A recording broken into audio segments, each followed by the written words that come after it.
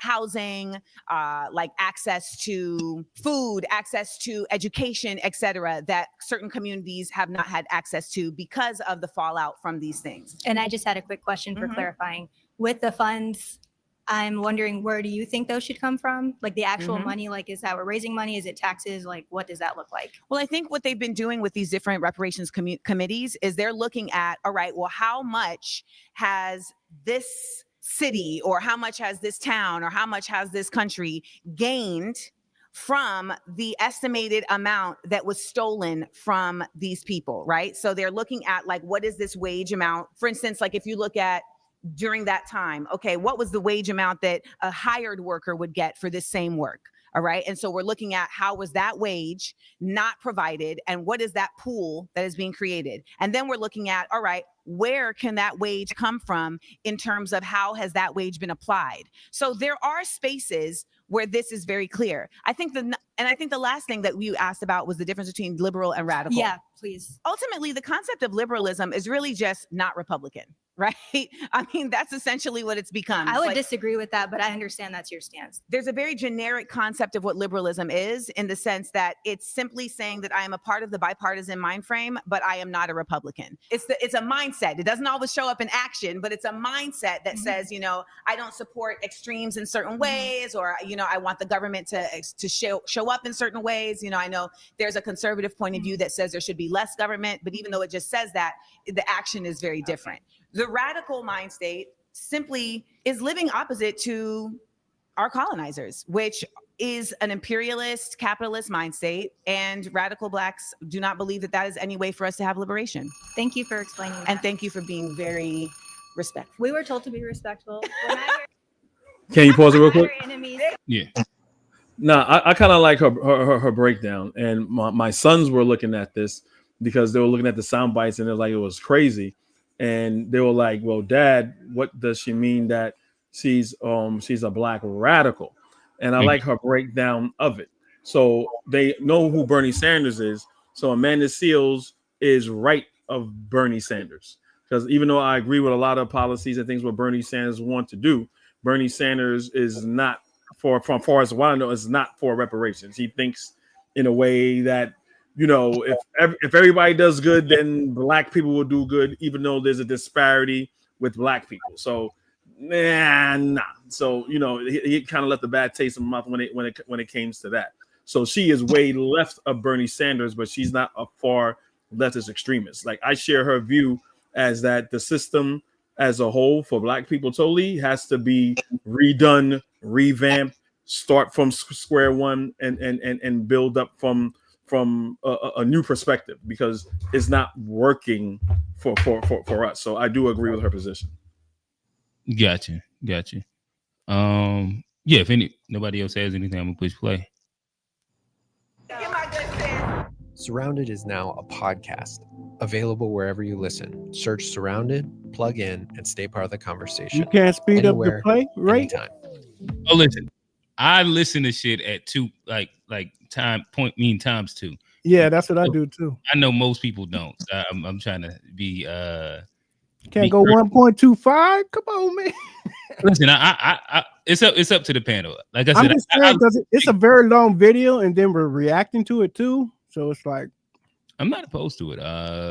Let me see. I'll put it. I mean, if the other panelists don't mind. Panel.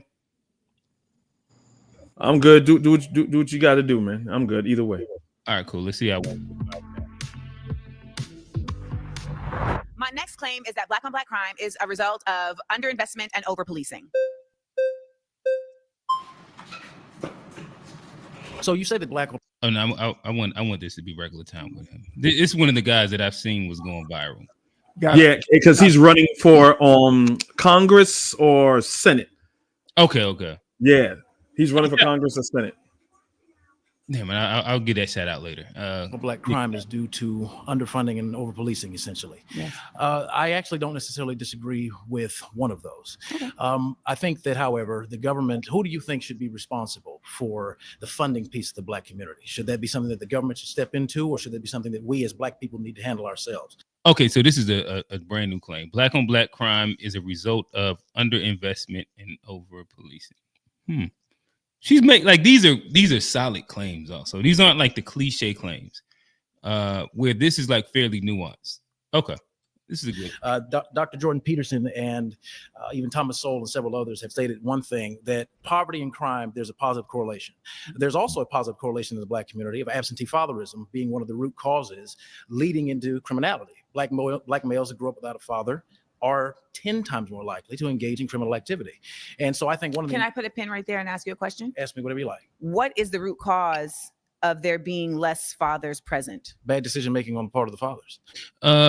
Let me read this really quickly. Fact check. Research clearly shows that there is a correlation between absent fathers and a higher likelihood to engage in criminal activity. Researchers have reached different conclusions on the exact percentage. Data from the Florida Atlantic University found children in general with an incarcerated father are 5 to 6 times more likely to become offenders. Criminal activity. And so I think Can I put a pin right there and ask you a question? Ask me whatever you like. What is the root cause of there being less fathers present? Bad decision making on the part of the fathers. We live in a patriarchal system, like it or not. Men have dominated the socioeconomic, economic, and political power of this country and the world since our existence. So our bad decision making, especially when we focus on the Black community, is the root cause of fatherlessness. What type of decision making and political power? We live in a patriarchal system. Like it or not, men have dominated the socioeconomic, economic, and political power of this country and the world since our existence. So our bad decision making, especially when we focus on the Black community, is the root cause of fatherlessness. What type of decisions? Not marrying the women we decide to lay down and have children with. Not being careful with the seeds that we plant in women. No woman can get pregnant without a man planting his seed inside of her. So therefore, it's marriage. Well, that's a part of it. That's marriage is a part of it. Okay. But the true piece that I'm looking at is connectedness between familial units. The Black community was at its economically strongest while being at its poorest during the segregation era. Prior to 1968, Dr. Martin Luther King in his last speech said that— Pause. And I would say that so far, he's laid a really solid groundwork for a claim, in my opinion. Which, like, I'm interested to hear how she rebuttals. But yeah, I like where outside of what he first started off with, like, since he's came back, I've enjoyed what he said so far. What's going on, Kofi? Nah, what he just said is bullshit. It's a goddamn Byron Donalds bullshit again. That, well, even though during Jim Crow, Black fathers were in the house. So it's like, it's that bullshit correlation you're trying to do. Yeah, it was bad, but hey, at least the fathers were in the house. Like, no. It's a dog whistle of saying, well, segregation and Jim Crow was really actually beneficial for Black people, even though it was horrific.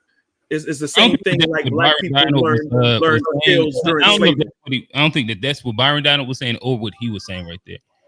Well, he's making that core. He just said that. He just said that. You can put it back like 10 seconds. He was saying even Black America at its poorest during the 60s, was around the time of Jim Crow. There were fathers in the house. I think his point is speaking to the fact that there is some accountability for us as Black fathers in our absentee within the family structure. And so if it's only based on the idea of income, then when we was at our poorest, we would not have had 2-parent families. In comparison to where, like, again, when you fast forward, I guess like 30, 40 years, once you get the implementation of like a bunch of the government programs and the man has left the house and higher incarceration, XYZ, and Black family is poor, the only variable can't be poor if also in the history of America, when Black people were at its poorest, it was a bunch of 2-family households and familial units. That was kind of the point that he was making. And he was saying that there is also some accountability. Well, he's probably not going to use the word some. He's going to probably use all. But there's accountability also for not making, or pretty much like family decision making, which kind of goes to like a bit of what we talked about on Wednesday, where there's like the idea of intentionally choosing partners, and if like there's been a bunch of that, or if that's like something that is something that we should work on within the Black community. Hopefully you understood what I was saying. I understand what you're saying, but it still, to me, especially coming from these far right wing Black Republicans, and you see the whole theme is the same. They're taking black accountability for black responsibility for white supremacy and systematic racism. So when they say these things, it's giving white supremacy and racism a way out and saying, well, oh, it's your fault, black man, that you can't do this or you can't do that. You're unable to pull yourself up by your bootstraps while ignoring systematic racism. So when they understand the nuance of what you're saying, but when these people say these things, they don't mean that. In my view of where they're that's why I said that he would likely say all, and I would say like there's probably some accountability. And so yeah, again, I understand that he's eventually going to paint like a different picture, but like I said, I'm interested to hear her rebuttal. To me, I can agree or disagree with a person, but if we're looking at this inside the shaping of who's going to win this debate, is about arguing points, and I think that he laid out an interesting point for her to have to rebuttal. In which I think that there is some merit to some of it, but like I said, I'm sure he's going to drag on it way harder than I would because he's a far right Republican, black Republican conservative. Yeah. So I'd just like to say quickly, his talking point is incomplete. He's assuming that all black men are good men. So if a woman made a bad choice and chose the wrong spouse and had that baby, it would be foolish of her to continue making bad choices to have that bad representative of a man in the household. So he's making a incomplete point. Yeah, this is a great point.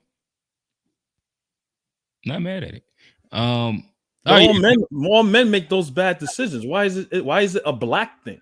That's the thing that yeah, really it's not a black thing. Yeah. I don't think that old man was like making it a black thing at all. He's just saying no. I'm not saying that, but I'm saying if when old man is saying if that's the point that he's trying to make. When I agree with that, it kind of seems like that's the point he's trying to make. Where he made an incomplete point. I think old man's just giving his own POV to it. No, I agree with it. I agree with it. I was trying to just build upon it, but go ahead. You can play. Okay, all right. Let's get to it. More than $30 billion a year, which is more than all of the exports of Canada. Welcome to the show, Unc. This show is brought to you by Unc recommendation. So I appreciate you, Unc. I'm gonna push play. And more than all of the exports of the United States and more than the national budget of Canada. That was when we were economically at our poorest. Yet 85% of our black children were growing up with a father in the home. There was less black on black crime. There was less disenfranchised. Why was there less black on black crime? Because we needed to live together. We had to stick by each other. We had to stick What by was each there other. also less of? I'm not sure where you're leading. That's a leading question. I don't like you don't like this? I don't like leading questions. No, I like direct stuff. So essentially, when we were living in our own communities, we were also policing our own communities. So we were not being used as statistics in the same way to determine how resources were provided to our own communities. When we were going to the government saying, hey, we deserve because we are supposed to be separate but equal, we weren't saying, hey, we want to be with y'all. We were essentially saying, we want what you are stating we deserve. And that is what all of the efforts of the civil rights movement has been. It's literally just been to say, you said when we got out of the Civil War that we would be considered citizens and all citizens should be getting equal access to these things. However, you are actively allowing the Klan to harm us. You are actively allowing. Who's killed more black people, the Klan or us? I would like to continue my statement. I let you speak uninterrupted. You did. That's just crazy. But that is crazy. But I also say like that's one of those things that if you're not very intentional when you're having arguments in debates, that could have spun her easily. But if you're able to kind of like keep trucking through it because of that, like that's one of those things where it is meant to distract you. Yeah, throw you up. But that's what I'm saying. This is why this guy's mind frame is like that. For anyone to say anything like that, and he knows what he's doing, like, you know, say what you want about Dr. Umar, but there's a difference between a coon and a Negro. You know what I'm saying? A Negro don't know what he's doing. He's ignorant. A coon knows what he's doing. This dude is smart enough to know that what he just said was nonsense. That's what I'm saying. Point. I don't know if he thinks it's nonsense. I think that he probably believes what he believes for sure, whether it's misguided, incorrect, or whatever. But yeah, I don't know if he's like doing it as like a nefarious plot. And that's a stat you can't even correlate because you don't know who's racist or not. Mm-hmm. Who's in the Klan or not. Just because they ain't wearing the cape and gown don't mean they're not part of it. So it's a non-point. Fair enough. I'll push play. We talk about this concept of who is harming us. We are really making a false claim when it comes to black on black crime, as if there isn't white on white crime. There's also this unnecessary effort to try and pathologize black on black crime in a way that you don't. Right. Well, I'll be making a point that all of us already know, but I guess I'll make it for the audience in general, where like black on black crime, when they say that it's a myth, it's typically based around the idea that most crime happens within like a realm of the people that you're around, the communities that you're around, and it's typically what they call intraracial. Like the crime is intraracial, because of you commit crimes within the communities and the people that you're most closest to, and most people, due to what she spoke about earlier, when you talk about like the invisible red line now, and previously like the intentional redlining that happens where most communities are segregated inside, whether it's Hispanic community, here you have like the Indians, they have, the blacks inside specific spaces, the whites in specific places. And of course, there's like places where they mesh a little bit, but typically America, it's still fairly segregated in the way of neighborhoods and people inside the towns and the people that you communicate or like you interact with naturally. Saying all that to say, because of that, when you look at white on white crime, I think maybe black on black crime, I can't remember the exact statistics now, maybe it's like 89 or 90%, but white on white crime is like 82, 83%. Hispanic on Hispanic crime is pretty much the same, 82%, or 80, something like that. I'm sure y'all can fact check me, but Asian on eight, like whichever group you want to isolate, the majority of the crime happens within that group. And that's why it's called like intra-racial, like crime in general is always going to be higher than, any other version of crime. Like I said, I'm sure everybody on the panel already understands that. Want to make sure that we put that out just for the audience in case anybody didn't understand enough. Don't try to pathologize white on white crime. There are white people killing each other every single day. Now, they may be on jet skis in the pictures after they shoot up their whole family, but nonetheless, there are white people killing each other every single day. Now, much of the reason why you may see more numbers in terms of black on black crime are for two reasons. One, the statistics be lying all the time. We have seen this. Numbers? Okay, we have seen this in a real way. So in New Jersey, what numbers can be trusted? Because with the previous speaker, I'm about to tell you right now. Okay, so your sources. You can't such number. No, I'm literally about to give you an example of numbers not being able to be trusted. Okay, talk to me. That's what I was doing. Hey, Chat. Okay, then, Really then quick, listen. So listen. Let me do some quick housekeeping. Hey, Chat, talk to us. We see that we started building numbers. Make sure y'all interact in the chat. We talk back to the chat. We put the chat up on the screen. We converse. I'll drop a call in at some point, just for more people to kind of join into the conversation. We got some of the faithfuls up here right now, in which we'll kind of dialogue and politic the conversation a little bit, but talk to us, interact with us. This is a fun stream, meant to be fun. Tell us what you agree with, disagree with. There's always super chat at the top. Make sure that if you want your comment definitely to be read, super chat us, talk to us, brother. And we remember to hit that like button. Everyone hit that like button. Comment, subscribe. Shout out to Kofi, shout out to Old Man, shout out to Unc, shout out to A Black. Push play. In New Jersey, they had a statistic that was created by the police department that said, look at how many black people are committing crimes. Look at how crazy this number is. These black people are so exorbitantly violent. Look at this. And then people went and actually matched the names that they were booking with the faces of the actual people incarcerated. And it was proven that they were lying. So that's one. So that's one instance. That's Hold on. one No, you're example. talking to somebody that works as a police dispatcher when I'm not making content. So here's the thing. I see. No. You see what? Well, The truth is, you're about to see the truth. If you just give me a second. Like Trump said, just give me a second. I'm going to do the weave, but give me a minute. Well, here's So what when you all keep doing. You just keep interrupting me when I'm talking, and you don't want to hear the But point the that I'm point going to you're- make. the point that And you're yet you want raising- me to respect your point. And that's not how a debate works. So if you want me to keep getting louder, I will do it. But ultimately, if I show you respect, give me the respect back. I let you talk. I let you make your points. I am countering your points. And my points are just as valid as yours, even though you got a pocket square and a Church of Christ pin on your chest. It's not a Church of Christ. It's Whatever. A cross. It's a cross. Same difference. You got an American flag and you think you know something because you a cop. And ultimately, Not a cop, dispatcher. There's a ultimately difference. it's a cab all day over here. So let me make that clear. But let me also add to my point My point is that you can sit here and blame black people on. What's ACAT mean? Does anybody know? I didn't know. I have no idea. It must be like a HBCU thing or something. Yeah, she did go to HBCU. Yeah, I went to HBCU. I ain't never heard. Yeah, but you didn't go to the HBCU. No, sir. What is the HBCU? I don't know. Yeah, what's that?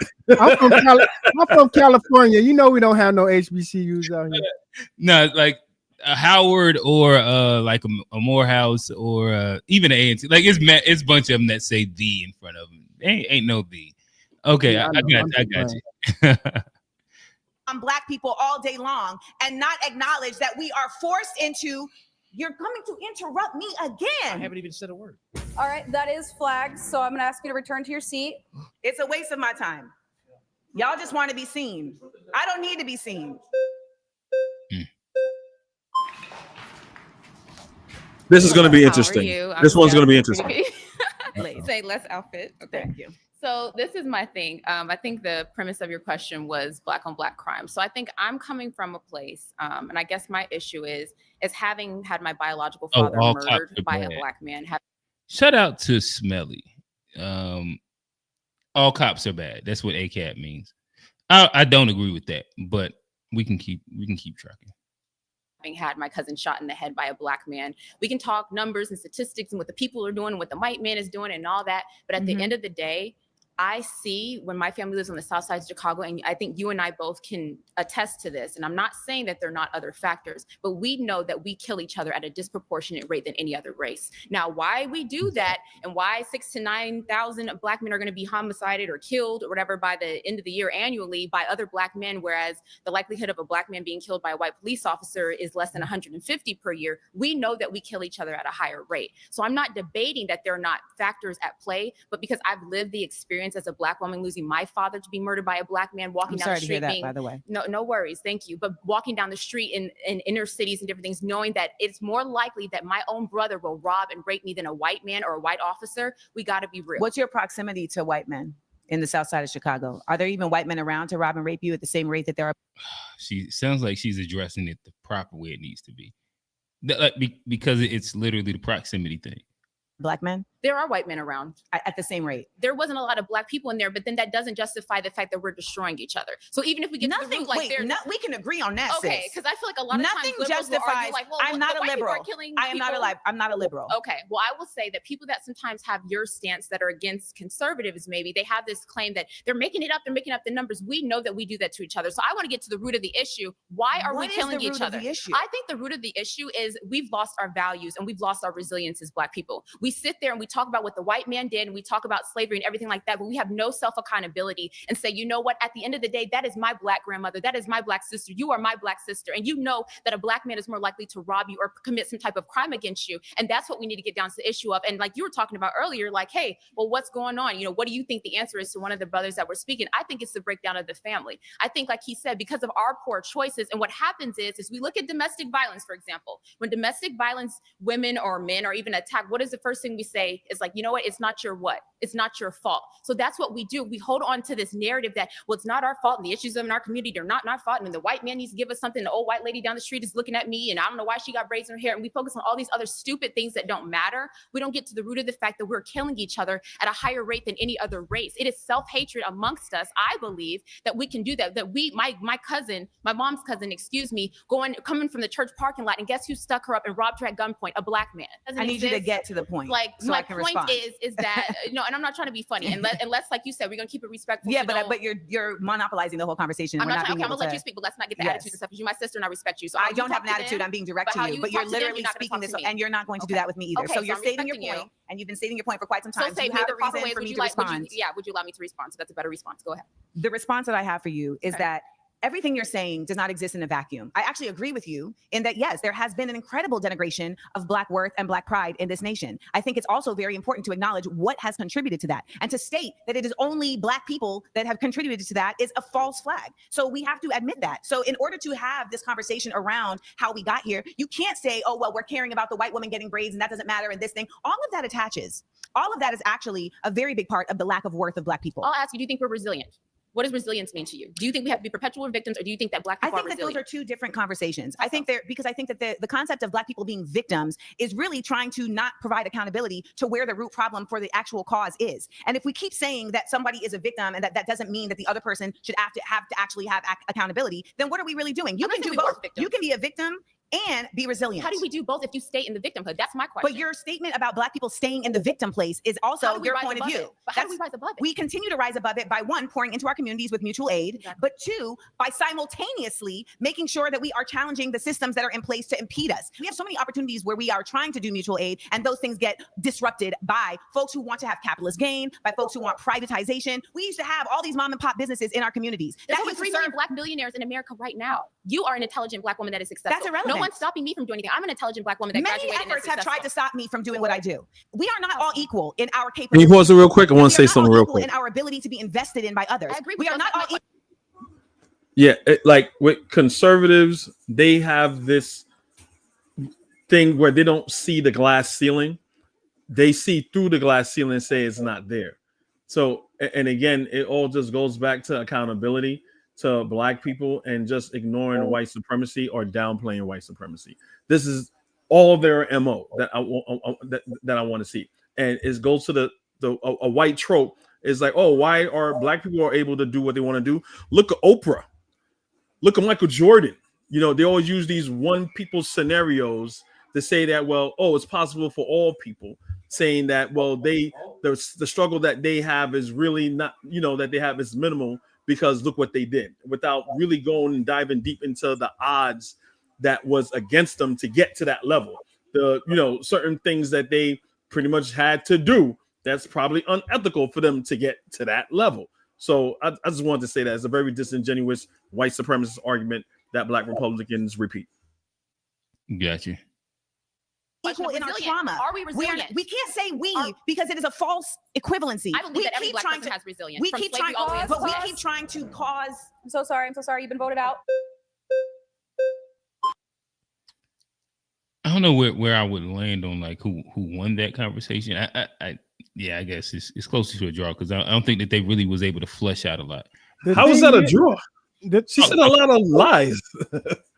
Well, it sounded like she gave like a bunch of anecdotal statements. True. More than anything. And then they had like their little tiff. And then, you know, like she what's her name?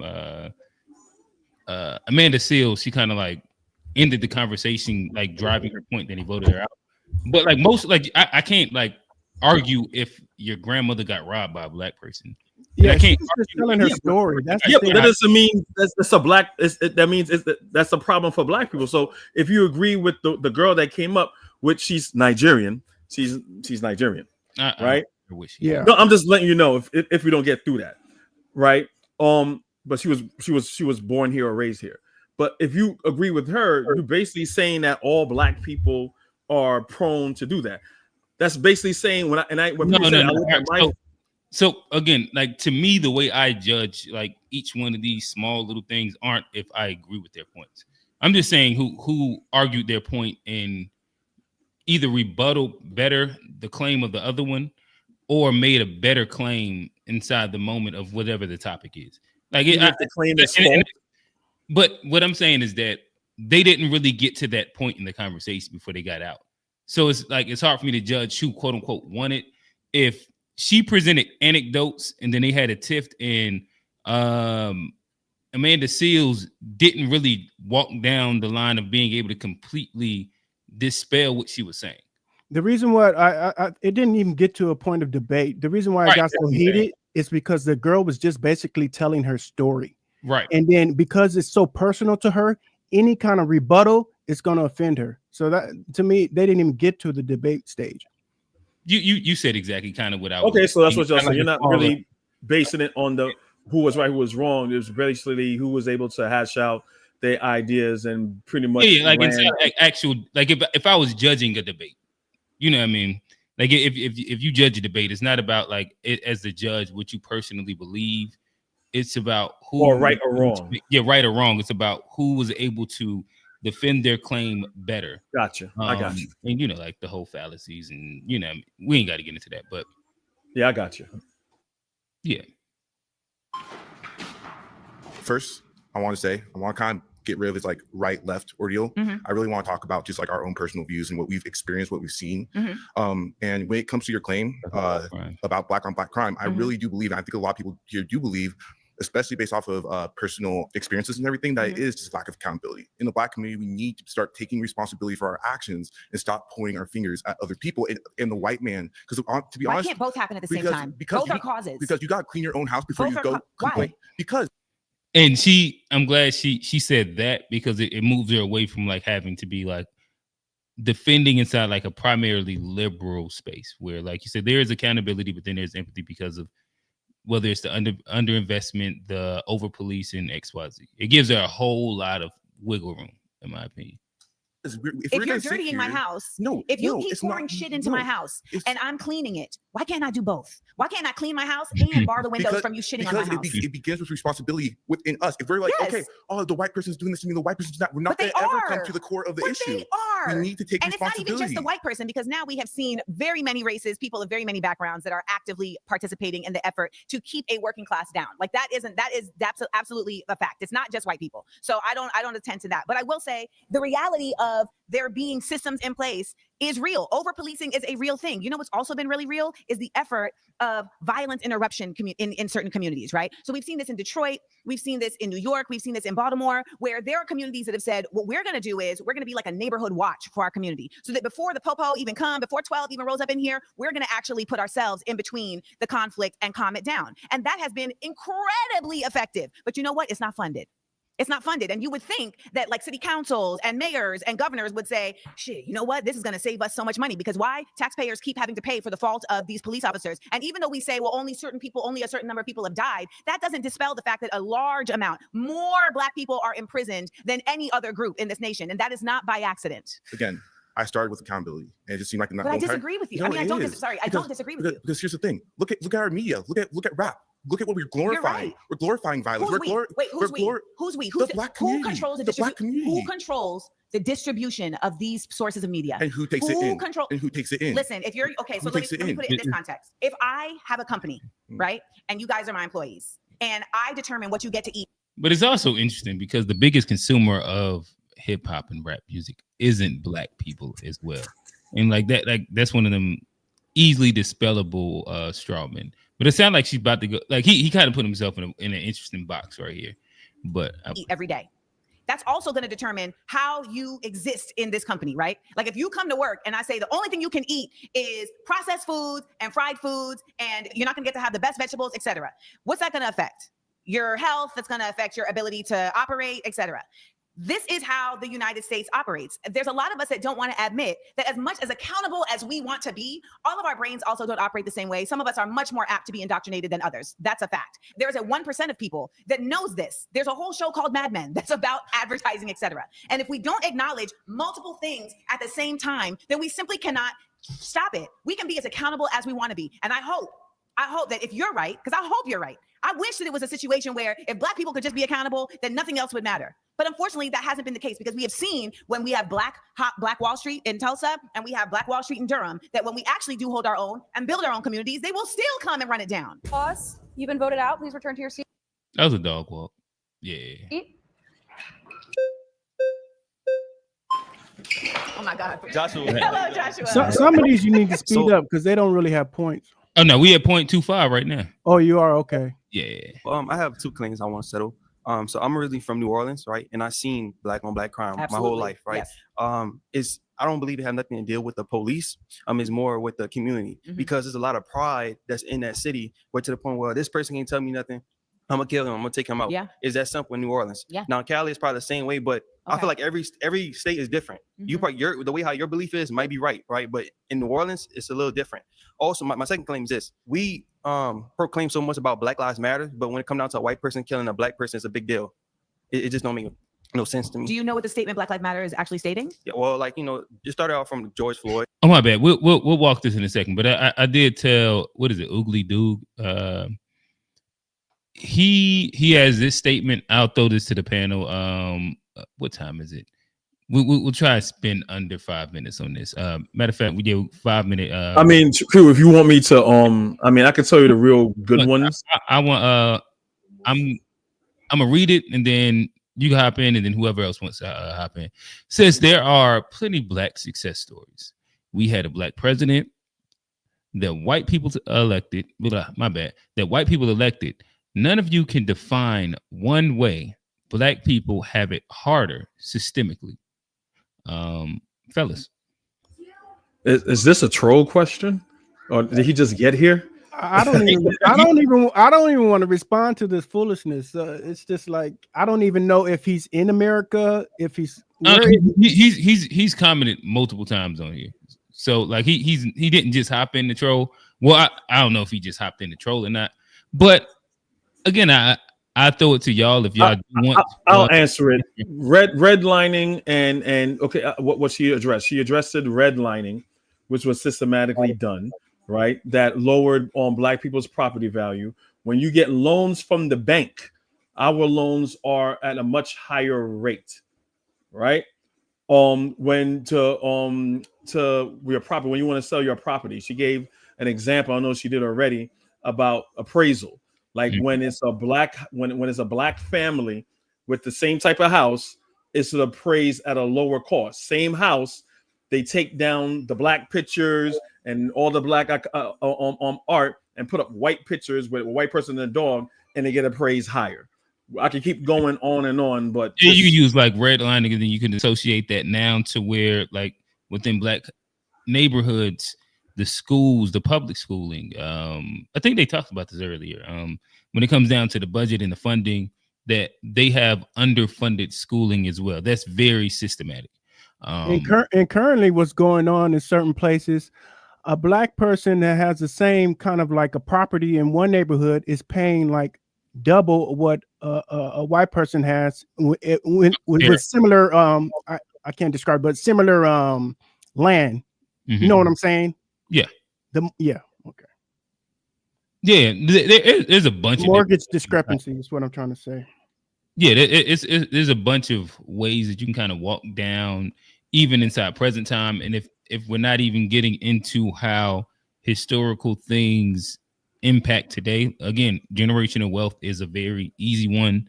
When you look at redlining and how wealth is passed down from family to family, and not being able to own property, and then not being able to own property in spaces in which is deemed valuable would be another easy way.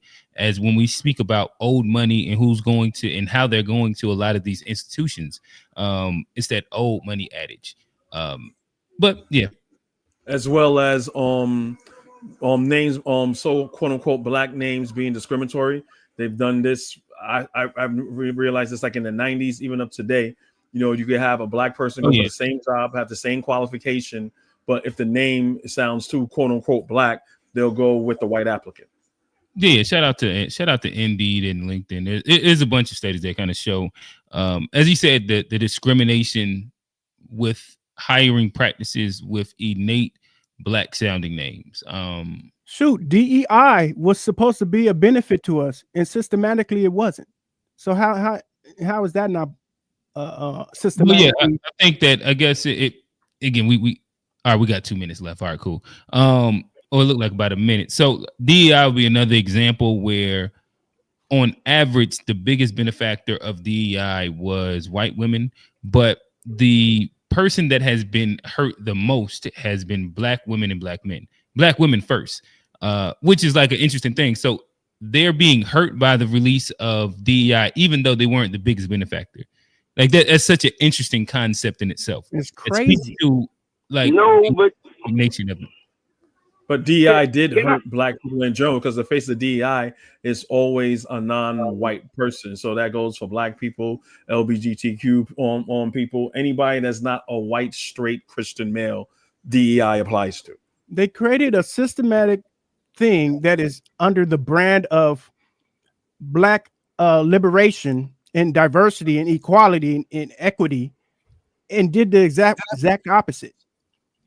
Yeah. So yeah, nonetheless, oogly boog, oogly doo, how do you say it? Hopefully that suffices answers to the questions. We're gonna keep rolling. Shout out to the panel. Start off with Mike Brown. Mike Brown. Okay. So Black Lives Matter is really simply just stating that when Black people are murdered by the police, that our lives should matter. And that oftentimes it is not considered. It is oftentimes presented as we deserved it, or we must have done something to cause it, and that our lives are disposable. We also don't ever see true justice on the same level as others when the police incur violence against Black people. So Black Lives Matter is a statement asserting that our lives are worth justice, our lives are worth preservation. And we have seen in innumerable instances a level of restraint operated between the police and people of other races that they do not seem to carry with Black people. So that's what Black Lives Matter means. It doesn't mean that anyone else's life doesn't matter. It means that ours matter just as much as their lives. That's good that you cleared it out for people. I appreciate you. Now, as it comes to New Orleans, tell me this. Well, first of all, it was I think it's the senator of Louisiana who literally made a campaign ad, Kennedy it was, that said, do you want Louisiana to be run by crackheads? Like he said that, like straight up. A bunch of them there. Yeah. So here's my question about New Orleans. Would you say that New Orleans gets, that particular areas of New Orleans, for instance, like the Ninth Ward? The Ninth Ward's crazy, but I'm just saying they crazy. Would you say that funding and attention is dispersed equally across New Orleans in terms of resources? Because I know that from living through Katrina, that is absolutely not the case. I agree with you in that case. Everybody's not equal when it comes down to resources. For sure, I agree with you. Here's the thing I want to just impart is that I think that we have a very distorted version of what resiliency and what restorative practice is, because we live in a time where we're seeing so many things happen so fast. So like we've seen technology like advance so fast, right? Like we have seen just our lives shift so fast that I think that we forget that as humans, our ability to recalibrate, to heal from trauma is simply not the same as the things that we are watching in technology. And so we cannot just casually think that people just get over things. Katrina, people in New Orleans are still reeling from Katrina. They are. That's true. That's true. That is true. So when we talk about the amount of crime and violence that is still living and happening explicitly in Katrina, we have to also talk about the amount of trauma, the amount of drug use, the amount of policing, the amount of all of these things that physically harm people across the world, not just in the United States, across the world, in communities that are not being served, and how those communities never get the chance to quote unquote pull themselves up by the bootstraps. Yeah, I agree. I personally agree. Yeah. Oh, okay. I agree. Yeah, for sure. Yeah, of course. Yeah. Thanks, Josh. Yeah, I nonetheless, if you get somebody to agree, you've clearly won. Like shout out to Amanda. She's knocking them down. I would have never thought in a million years, but yeah, like she's solid on this right now. She's well understood, well read when it comes down to her positions, and I like it. This has literally changed my POV on Amanda Seales. Just so far what I've watched. Well, she's still out there, but I think her stepping away and just kind of observing everybody has centered her and brought her back. I think she's gonna get a lot of TV interviews and TV debates from this. Yeah, I think she did a job on this. Oh, what? We couldn't hear you. What was that? I said I thought she did a job on this. You know, I never really followed her like this, but I saw it when I saw it and I watched the beginning of it. That's why I sent the cue out like, yo, this is something that's probably going to be very interesting to watch. I thought it was going to be interested in the other way, but she's actually doing really good. I was scared to watch this because I thought that she was going to embarrass herself, but she chopped them down. She chopped them down. You know, she's been walking them down so far. Yeah. I'll put it like this. She's not lost, not won. Like, I think that like, you could argue maybe one of them has been like a draw or something like that, but like outside of that, I think she's walked away with dubs in every single one of these altercations. He literally said, "I agree," and that was a big deal right there. Yeah, change someone's whole opinion. Yeah. Hey, before we go any further, we want to take a moment to say thanks so much to Straight Arrow News for powering the fact checks in this video. Straight Arrow News is on a mission to raise the bar on journalism in a time of media bias and mistrust. Straight Arrow News helps you quickly get a full picture, make sense of in the description, trustworthy. Isn't a theory. It's our lived reality backed. News for partnering with us on this episode. Now, let's get into it. My next claim is systemic racism isn't a theory. It's our lived reality backed by data and history. Hello, John. John Samuel. Hello, John Samuel. First name. All right. Blame my parents. Hi, parents. I want to listen to you first. Why do you feel that? Why do you feel that way? John went to debate training before he came here. Okay. Yeah. Ultimately, I feel that way because it's simply just facts. It's in the books, and that's why there have been laws to challenge it. There have been innumerable instances where actual systems were created specifically for the impediment of Black people to advance. We have also seen numerous instances where there were things created for Black people to advance, and they were taken back under the auspices of we don't want them to advance. Ultimately, systemic racism exists in our institutions on a government level, in our institutions, whether it's prisons or schools, and it is undeniable because they are actively actively trying to reinstate it right now. Can you give me an example of one of those systems that you believe perpetuates that cycle of racism? Redlining. Okay. Yes. And how does that, like, can you elaborate? Like, how is that affecting the Black community? Do you know what redlining is? I know a little bit. I'm not an expert. Redlining was a system that was created to determine property values, and that said Black people can only live in certain neighborhoods and not in other neighborhoods. And the redlining lowered the property values of those Black neighborhoods by stating that they were more savage, that they were more dangerous, etc. Thus, they were not able to own property that was on a level of par to their white counterparts. There were also many efforts at just simply not allowing Black people to get loans for property, putting them in predatory scenarios where they were being essentially unable to own land. And that inability to own land, but still having to pay out a mortgage, if you will, or a rent, continue to put Black people in a conundrum of not being able to excel at the same economic rate as their white counterparts. What I'm hearing from you, if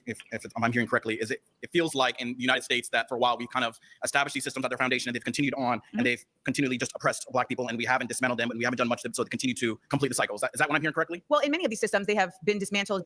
Yeah, he's fluent in debate because of like you could tell because like that, like you're supposed to be able to make sure that you can repeat back their argument inside a cogent manner, especially if they can agree with before you attack. And I'm interested to see where this conversation goes. Maybe he's just kind of like stumbling upon this, but this is interesting. Maybe in name, but because this country has never dismantled the culture of racism, they end up still living in practice. So we see that, for instance, in the way that the appraisal system works. Now we saw like there was an entire documentary on how appraisals have been also very racist, home appraisals, right? So your ability to sell your house for the value that it deserves. Right. There were a number of homes, particularly in Marin County, California, where Black people had one appraisal when they had their Blackness up. So they had their dashikis hanging, and they had their, they had their Black Good Times poster. But then when they removed all those items and put up white people and a dog in the house and then had their white friends come and pose as the owners of the home, the appraisal was significantly higher. And we have seen that in a number of instances. Now, of course, that is just Marin County, but there are a number of other scenarios where this has been relayed. And that's why there were certain efforts by the Democratic Party to say, okay, well, we're going to try and step in for this. I actually remember that case, and I watched it with the family, and I thought that was just really just terrible. But the problem I guess I have with systemic racism is, I guess for somebody like me, where my family comes from, the Deep South, you probably don't even know it, Aliceville, Alabama. Okay. That's where my grandparents are from. And my grandpa came, if you saw the house that he grew up in, I'm not trying to be funny, it looked like a slave house. It was just, they grew up in poverty. And the fact that he was able to go from that and get the highest rank enlisted in the United States Navy amidst, all these, systems, so to speak. And he was able to buy his own house out in San Diego. He was able to, pass on these things to his son, my dad, and his grandchildren. Now I'm able to get an education. I was able to get my undergrad, my master's, that, the great-great-grandson of enslaved peoples can now say that, educated and can even run for Congress. I don't see how these systems are still in place as they were before, because before I would say you do have a little bit of a foothold, you do have some validity there. But I just think these days when we call it systemic racism, really what we're calling it is those people who may still be in those institutions, those individual people who may actually be racist and hold some racist ideals, who are continuing to perpetuate this. I believe it's those people. So in all reality, the problem is not the systemic racism, the problem is us. Well, he kind of just like admitted to gatekeeping and the fact that the old whites are still gatekeeping, which would be a systemic issue. That was a weird problem. Starts with what he's doing is what I said they've been doing all the time. They are downplaying white supremacy and blaming all other Black people as being inherently backwards and just don't have it all together. So that's how he sees how he sees Black people, because he said, "Look, I did it, but the rest of Black people can't do it." That's their whole. I think that's a fair. I mean, that's not a fair representation of what he said. Because he actually said that if my grandfather could do it, and my grandfather came from such a impoverished area and things of this nature, and he came from the shack that was out in the middle of the country, and he bought a nice house in the suburbs of San Francisco, why can't you do it? You can't say why can't everybody do. Everybody is not capable of all the same things. The problem is not why you can't do it. The problem is why won't people allow you to at least have a chance to try to do it. Most Black people aren't allowed the chance of that, because they're from beginning of school to the time they're out of school, they put a record on them. They put young men back then, they would say just because you had questions or whatever, all of a sudden they put you down in the basement in a slow class. Just because you challenged them. You didn't want to follow their ways, and they would put that on you through your whole school career that was free education you had, which meant you didn't get good enough grades to even go to an institution or like that. And they beat you down with things of that nature. He's sitting there saying what his grandfather did. Applaud his grandfather. Good for his grandfather, but so what? Everybody's not allowed to do that. Yeah, if you notice, the problem with a bunch of these people in this show is that everything all the talking points are anecdotal. They're all just personal. They're not thinking of people in a group. You know what I'm saying? As a community. Yeah, It's a lot of me, I. Yeah, and I agree with y'all saying. I guess the only pushback that I was giving to Kofi was that he didn't, to me, express something nefarious. Like, black people can't do it, and black people are bad because they're not doing it, even though like my grandfather did it. As much as he's just pointing to his grandfather being the outlier for why it's not systemic racism. Hopefully that makes sense. Like, I haven't heard him talk down on black people yet. Like, he's just pointed to why systemic racism doesn't exist because of his outlier grandfather. Mm-hmm. All right, with that said, I'll push play. Or give me a second. Shout out to this mouse. It's a little messed up. All right, here we go. Who are perpetuating these, kind of, racist ideals. And so I feel like just to attack these systems is just, it's nonsensical. Who's running the systems? Like which system? You're talking about whether Congress, it's a prison industrial complex. We're seeing this now with immigration and ICE. We're seeing this also with the effort at not making schools available for equal level of schooling available with the voucher systems that are now allowing tax dollars to allow people to go to segregated schools. Right. Who is controlling those systems? So, for instance, in Tennessee, right? Yeah. So in Tennessee, you have a Senate and a House of Representatives that is largely controlled by white Republicans, and that have actively said, we are not going to consider what the people want in our constituencies. We are going to simply just do what we want to do, to the point where they have removed. So it's only in those states that have largely white legislators or largely white people are controlling the systems. I'm not trying to. All right, guys, I'm so sorry. You have been voted out. Please return to your seat. But I will say one thing I did like about him is that it seemed like he was there to have more of a genuine conversation in comparison to some of the other guys.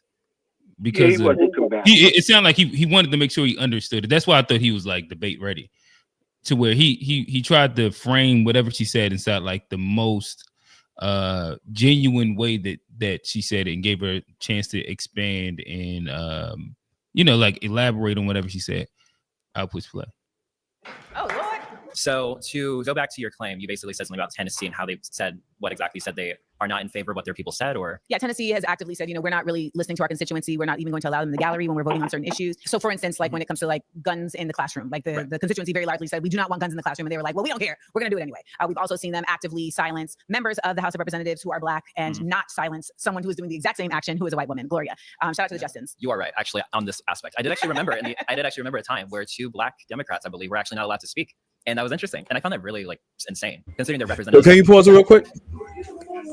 This is like the third concession they have where they by their own admission, when Amanda brought up discrimination in government, and it's just like that, like the last gentleman there. Yeah, I saw that special where the appraisals were different, and they still want to be these far right wing Republicans, and it's really mind-boggling why you can see something that proves your position wrong, but you still want to hold that position of, well, there's no such thing as racism, even though you're seeing examples. So I don't know these people or whatever. I don't know if they're doing this for a clickbait moment or they got popular, saying the nonsense.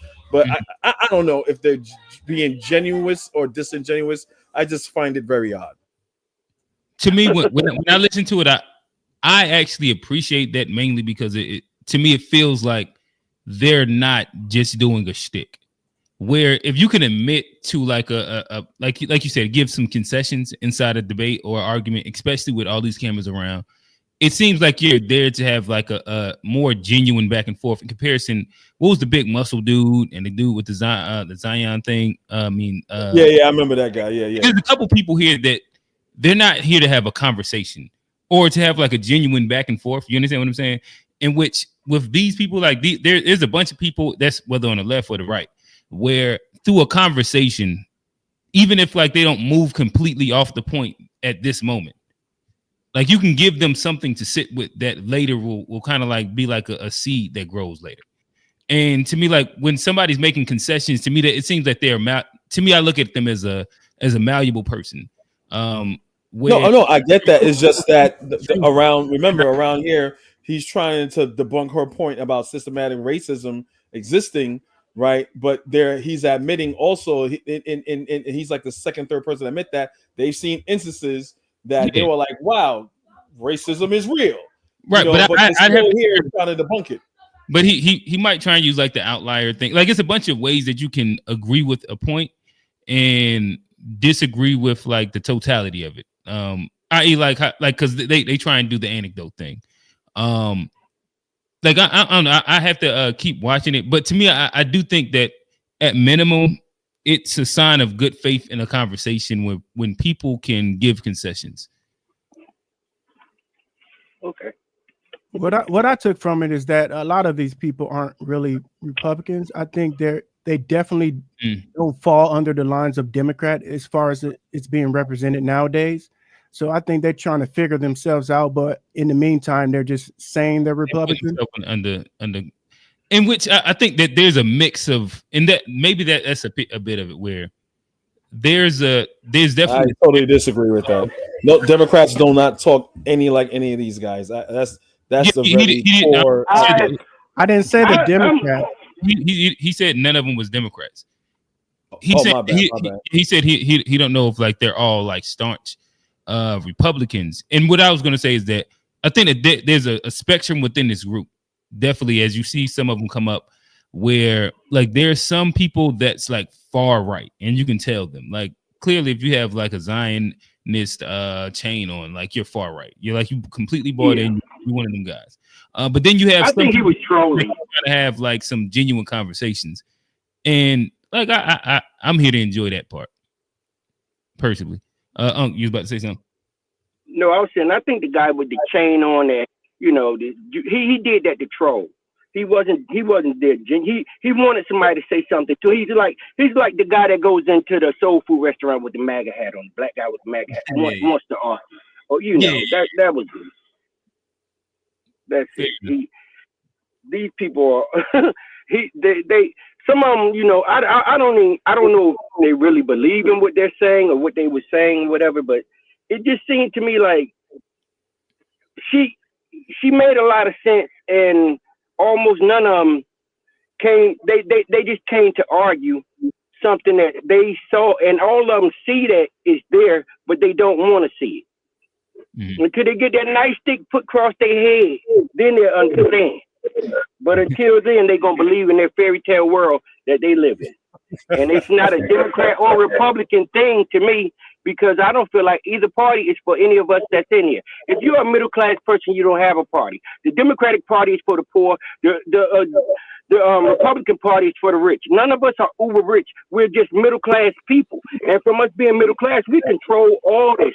And we don't have a party. So whatever party we pick ain't for us. That's how I see it.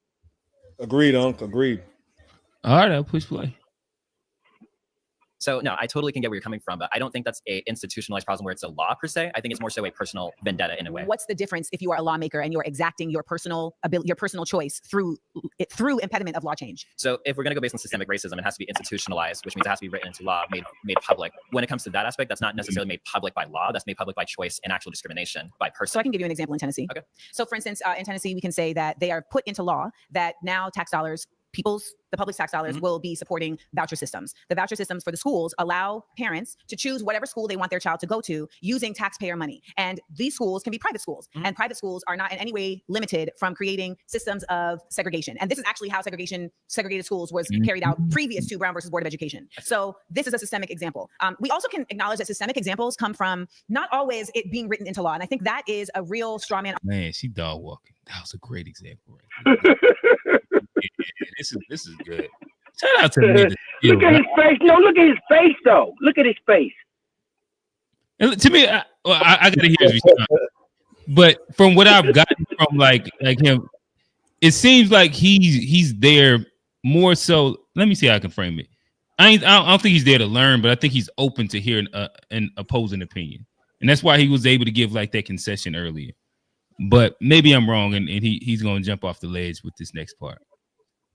We'll see. Argument for the way that a lot of colorblind racism is carried out in the United States. And what happens when we do that is we ignore the fact that most of the people making the laws are not going to put their racism on the books. Oh, that's true. Obviously not going to put on the books. But when it comes to the Civil Rights Acts of 1964, then you also want to talk about the one in 1968. They did actually give more fair housing equality. That was obviously the goal. Yeah, that's true. But you see, that's the thing. It's like if so that's a difficult part of not changing. Yeah, nah, she's knocking down each one of them, and then he's conceding each point over and over and over and over.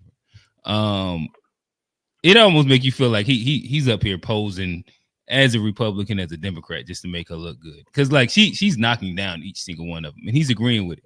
Either he's really fair-minded and open-minded, or I don't know. This is interesting. More fair housing equality. That was the Obviously, goal. yeah, that's true. But you see, that's the thing. It's like so that's a difficult part of not changing a culture. You can change the law all day, but as Martin Luther King Jr., as the Dr. Reverend Martin Luther King Jr. talks about in his final book, he says, "I feel like I integrated my people into a burning house," because he understood America to be a place of morality. Well, when it came back to even back in the 1960s, like Lyndon B. Johnson actually proposed many systems in place But he actually after that, people still got lynched. Well, I can't really like say that's a systemic problem. That's definitely a personal heart problem. Those are more people's individual choices against someone else. But when if it the came down system to that's in place does not incarcerate those people or create any repercussions for those actions, then it is systemic. Well, because when you don't allow for there to be repercussions for harmful behaviors of the people, you are literally saying our system is okay with this. So that's what Black Lives Matter is about, right? Saying like, okay, if police are going to act in this way, well, there should at least be fair repercussions across all people that they're doing this to, and they're not carrying out those repercussions for Black people. Why? And so the system is supporting this personal point of view that you're talking about, and that's what makes it also systemic, along with the fact that we know for a fact that the number of Black people incarcerated is greater per capita than white people. We know that Black people are having longer sentences for the same crimes than white people. It's not me making that up. Like that is actual data. All right, So pause. systemic is real. Pause. You've been voted out by the majority. Please return to your seat.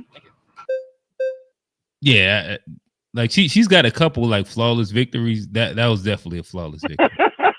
Flawless victory. Yeah. All right, how you doing, Amanda? I'm Ryan. Ryan. Nice to meet you. Thanks for being here. All right, well, what I would say is, as far as systematic racism, right? I think most of us would agree that at the very least it has occurred in this country, right? You know, we've had slavery, we've had Jim Crow segregation, all these different things. Yeah. I think my argument would be that right now in modern America, I don't think, at the very least, it's not as prevalent as it has been to where it could stop us from being successful. Okay, I would say that it's not a thing anymore where it needs to be talked about so much and so much attention focused on it. I don't think that currently there is systematic racism in a way that is going to be harmful to us. You know, like I said, to stop us. If anything, really, I think institutions such as things with DEI. What do you think DEI is? Basically, I think that it's in a way it's racism against other races outside of Blacks. And so where did you get that concept of it from? My bad. Let me see what he said again. I don't think that currently there is systematic racism in a way that is going to be harmful to us, you know, like I said, to stop us. If anything, really, I think institutions such as things with DEI. What do you think DEI is? Basically, I think that it's in a way it's racism against other races outside of Blacks. And so where did you get that concept of it from? Racism against other races. From both sides of the argument, things like that. But basically, my point is, I think that as far as systematic racism, I think that there's evidence from the other side, and that there's different things that are pushing Black people up in ways that are not fair, and different things like that. Because I think that we should be merit-based. I think that should always be merit-based, and when we're in, you know, when there's jobs and different things like that, race should not be something that's considered. And so I think that, let's say that there are ways right now where systematic racism is still alive.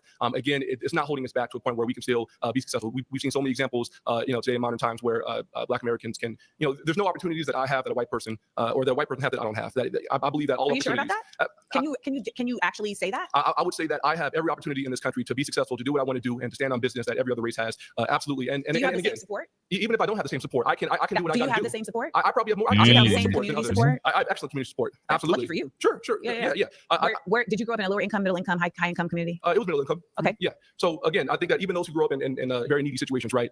They may not have been dealt a great hand of cards, but they can still, you know, I think it comes down to accountability. You can still play your hand and play your cards strategically in a way where you can still be successful, you can still do your thing, and you can wind up on top. And there's nothing stopping us from doing that. Would you say that low income white people and low income Black people have the same ability to excel? I would say they have the same ability to excel. Okay, so I'm going to start countering from that point then. So ultimately, we know that our low income communities are not given the same access to resources on a myriad of levels. They don't even have the same air quality. Okay, we know that low income communities in general are also going to be much more policed than other communities. She came ready. I love this. She came ready. This is good. This is really good. Eating them up. Told you this is good. This is one of their best. I loved it. We know that policing as it exists in the United States came from slave catching. So even the tradition of policing comes from protecting property, not protecting people. Okay. So let's start there. When we talk about low income, like the working class Black people in this nation, we know that they have never been considered ever, whether they were slaves or not. They just weren't considered. And we also know, as our brother Isaiah pointed out, that there are still people in very powerful positions that hold very personal positions as it relates to racism. And so in that way, they are impediments to someone moving forward. When we talk about DEI, the concept of DEI is not about lowering a standard. It's about widening the options. So we live in a nation that I feel like a lot of y'all are looking at the United States as a long history of something. We have a short history. Yeah, I think that this is the problem with Amanda Seales. I think I just figured it out. Like, she's too smart to be around regular people. And so like all the reasons why I probably disliked her previously was the fact that she was around regular people. And like it's clearly she, like, when you put her in the right spot, in the right place, she excels really, really well. But everywhere, like, she don't need to sit down with Shannon Sharp. It's not. It's not just that. It's not she. It's the fact that she's not humble enough for other people. So she's told other people. She's told people in their face that I'm too smart for you. So that's what people don't like. Oh, she said that one time. Yeah, she said that before. Like why I don't like her, but like she is like even. She knows how smart she is. Yeah, and that's which kind of goes to that same. That's kind of like confidence, though. Not like but it's arrogant, but it's confident. But arrogance and confidence is the same thing. It's just one of them. They're the same thing. You can't be confident and not be arrogant. Here's the difference. There's no such thing as a humble confidence. Here's the difference, though. It falls under this category too. But he's so funny, he can hide it. He can make you laugh and let you know that you're stupid at the same time. Right. I mean, but I think that there's a lot of like there's a bunch of ways you can be confident and like hell if you just use like the most cliche example, like Michael Jordan wasn't arrogant, he was just confident. And he didn't even braggadocious either. He was arrogant. Yes, he was. On the court. Yes, he was. But so every story that you hear talked about, and then in any interview, like so, and we talk like if we just go with the player stories, all the player stories say just don't talk shit to him and let him do whatever his work is, and it's gonna be cool. But as soon as you talk shit to him, then it's all hell, and then you get every single story, whether it's like the KG story or whoever. But then but ain't nobody but also it was a story I just saw where they said Michael Jordan, ain't nobody do shit to him except smoked his ass one night. And he went and made up a story and told everybody the story. And the guy said, I never said that to him. But he made it up in his head and told everybody else on his team what the guy said to him. And he got there and went out there and smoked his ass the next night. All because the guy smoked him and told a lie, which means he was kind of arrogant with it. He was arrogant because he got smoked and he was kind of wanted to tell everybody. So you can't be humble and be confident at the same time. There's no such thing as a humble confidence. I don't know. Maybe I'm wrong. I'm sorry. To me, I don't think that if anything that shows that he be lying, but I don't know if that shows that like I don't see how that shows arrogance because he's saying that somebody got the better of him and was talking shit. That's almost. But the dude never talked shit. He made it up. Right. But that's like there's a negative trope to it, but that's lying, not arrogant. I think that those are different things. Like I think that What about when he wouldn't sign Chameleonaire? Thing said I don't take pictures with niggas. Then took a picture with a gay dude. What about that? What is that? I don't know if he maybe he don't like niggas. I don't know. He could be racist. It could be a bunch of things, but like to me, I'm using Michael Jordan as the example, and I can don't like straight black men either because it was a gay white dude he took the picture with. Like I don't like again. I don't know if we're like going with arrogance right now. And the point that I'm making is that like with Jordan, somebody that within his craft was the best of the best and was deemed as the greatest of all time by like 92. If you ever hear him talk about like who the GOAT is, he doesn't put himself as the GOAT. If you ever, like again, like you don't hear him as like a shit, like nobody has the stories of him being an on-court shit talking person. Like he didn't carry himself as like arrogant as much as like it was confident and there was an air bottom not to fuck with him because as soon as you did, it'll be like quote unquote the black cat. Not like a Kobe or something like that. Yeah. So like, when was he humble? When was he humble? I never used the word humble at all. I said humble. No, I said that you. I was saying that you. It's all right. Maybe I stand corrected on this, but I don't see how you can be confident and humble at the same time. I just don't see it. Tim Duncan is a prime example. I never made. Duncan. Oh well, yeah. Okay. Example of confidence. I stand corrected. I understand what you're saying when it comes to where she feels like she's the smartest person in the room.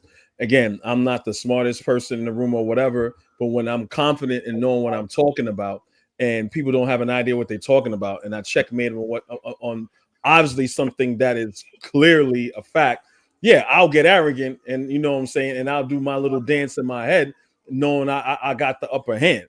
You know what I'm saying? So, you just admitted like then you would move into arrogance. Which is okay. I think that we all have our arrogant. Yeah, if someone has a but I also think that you can be proven. Yeah, But I realized I'm but too to me, like if you like the walk whole around- astronaut thing. I know the whole astronaut thing about not landing on the moon and all that other stuff. I know that was bullshit. So I got very frustrated. I don't want and arrogant.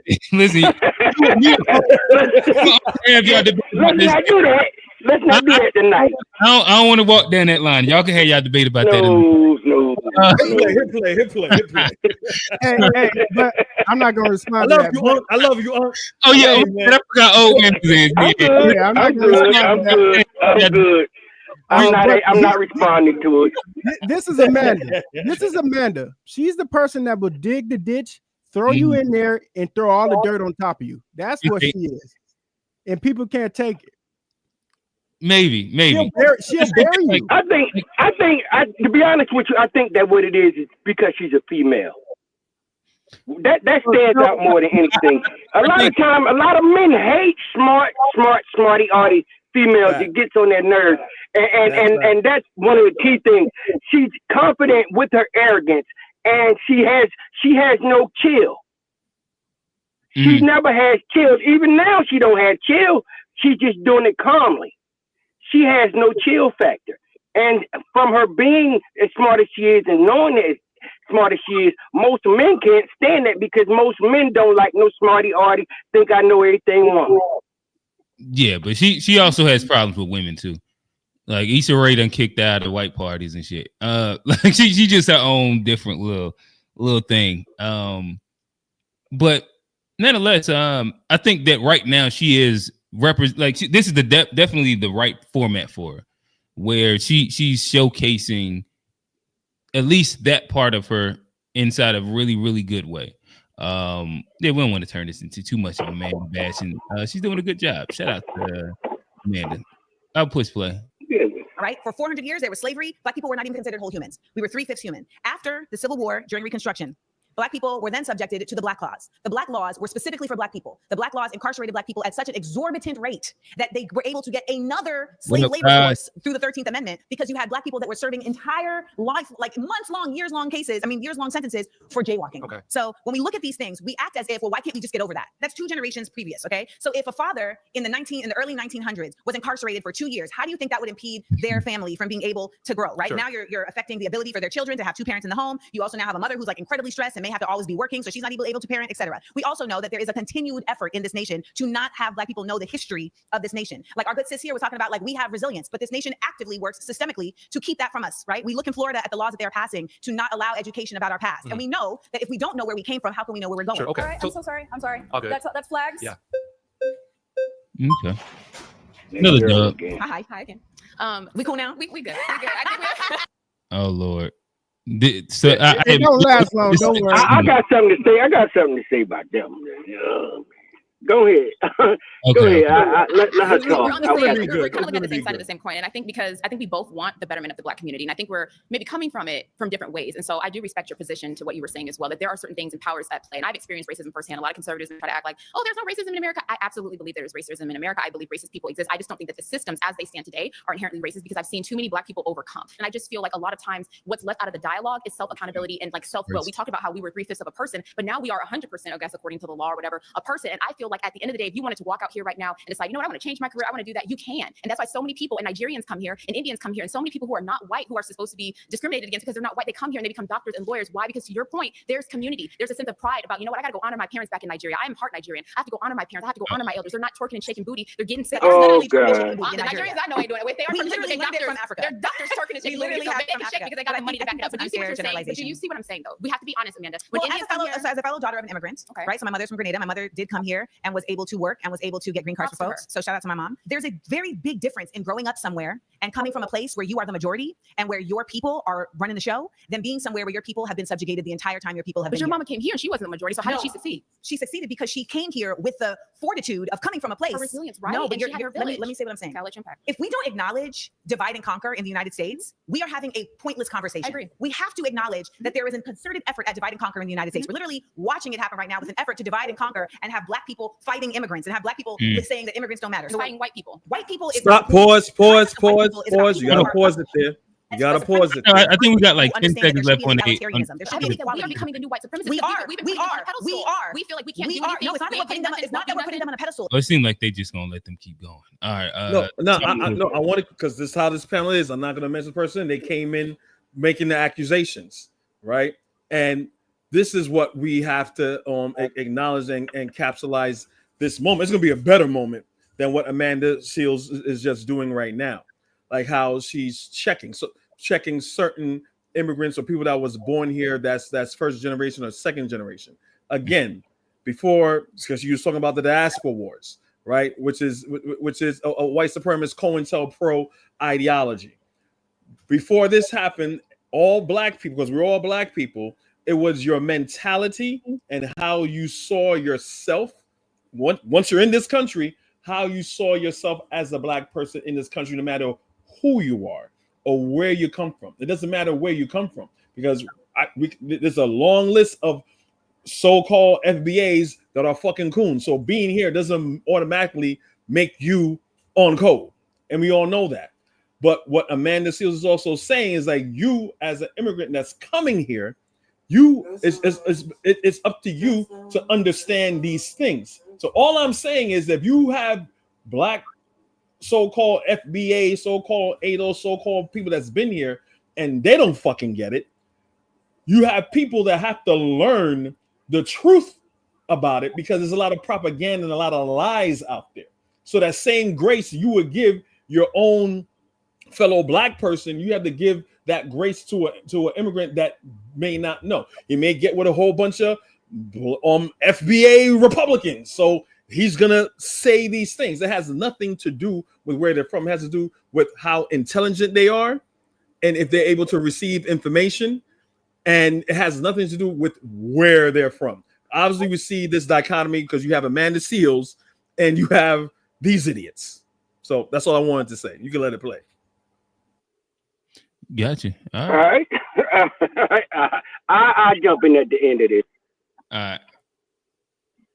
It's that we are joining them and instead weaponizing our blackness against our people. When we do what you're saying, we are saying, I am better because I figured it out, and so you're the problem because you didn't figure it out. What about if I believe that the American dream is, I have a right to that as well? Is that me joining white people, or is that me saying, you know what, I want to live the American dream for me, because it may look different from other people. Some people it's about shit. For me, I want my kids to grow up in a wonderful neighborhood. I want them to go to college. I want to have a 401k. I want to do this. I want to do that. So I feel like a lot of times in the black community, we associate anything that's right or that's just or that's striving forward with whiteness. So when you say it's not that it's whiteness, it's capitalism, and I think that's what we have to understand the difference of. The concept of capitalism always is grounded in exploitation. But so we're sitting here benefiting from capitalism, and you know that because you would. I understand that we are benefiting. I understand that we are benefiting from capitalism, but I also understand that we would have other people and a majority of people benefit if we were not solely capitalist. That is what it means to be a black radical. It's All right, where's Steve at? She about to get in her socialism. Understand that I can benefit as well as others. So, Amanda, what is your solution then? Because we know that capitalism benefits us, and people are coming here every day. Is what I continue to say. We need to have coalition building across cultural differences, across ethnicities, across classes. And that includes collaborating with white people. I've never said it didn't. But this obsession with white people fails to acknowledge the fact that there are people who benefit from white supremacy. But we live in America, let me finish my point. There are people who benefit from white supremacy that do not identify themselves as white. They don't consider that to be the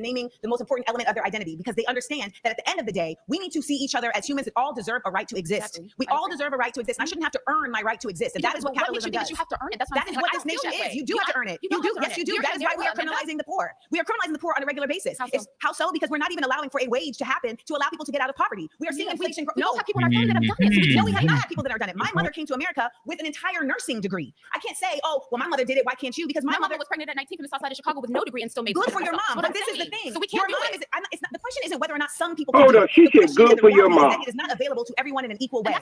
Yeah, but hold on. I just want to say. But you agree with that statement, or you disagree? I disagree with that statement, because what she just said was good for your mom. So why can't somebody say good for your Nigerian ass coming over here and what you did? You understand what I'm saying? She's sitting there trying to say that, oh, if I'm Nigerian, I come over. But what the problem is people don't understand that even with them coming over here and them doing this, them being foreigners coming to here, you know what I'm saying? It's a piece of respect that you need to have for the people that come here. We are the only people that are disrespected by foreigners that come over here, and they benefit off of us because they look like us, but they're not one of us. And she's sitting there and saying, oh, why can't let her finish this point. Let her finish this point, because I want to respond to that. No, I'm just saying. Still one that said good for your mom. Yeah, good. And when she was saying good for your mom is the same thing as somebody could say good for you as being a Nigerian coming over here and you did this. Good for you.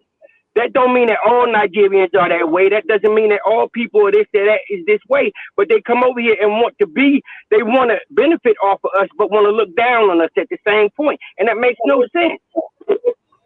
Now, I want to respond to that. It sounds like you're personalizing it. She didn't say anything about Black Americans, and no one benefits off of Black Americans. So I don't understand what you mean by that. There's no welcome mat of saying, okay, you're Black, you're not from Nigeria, from West Africa, so now you're a Black American, consider Black American. So now you're Black American. Here are your social benefits. No, there's no fucking benefits to that. The yes, same trials and tribulations. Hold on. The same trials and tribulations. Hold on. Let me finish my point. Let me respond. The same trials and tribulations that you get, I get, right? As if she's a naturalized citizen, right? The same. We are seeing the same, and this is true. So I don't understand what you mean benefit off of Black Americans. I don't get. There's unless you. I don't understand what that concept, where that comes from. It's a talking point that I never really hear anyone hash out and say, okay, these are the points. Go ahead. All right.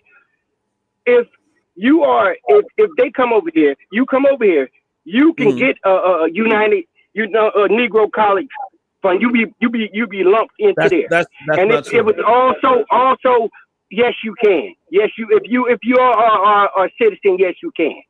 If you are immigrant and you're a citizen, yes, you can. That's not true. And also, you can also look at it far as in things that anything that comes to things that like the benefits that we have as you know what I'm saying, as being here. Anything that they say that Black people did is Black people. You have a place. What else? All right. After the end of that right there. After the end of everything, you can take your ass back home, and they will accept you there. And you just won't understand that. Nobody don't know. What are the benefits? What are the benefits? You're saying United Negro College, benefits? We could get that. What's the other things? What's the other things that you can get? You can get anything that any Black American in your country don't get. You get all the benefits that we get from over here.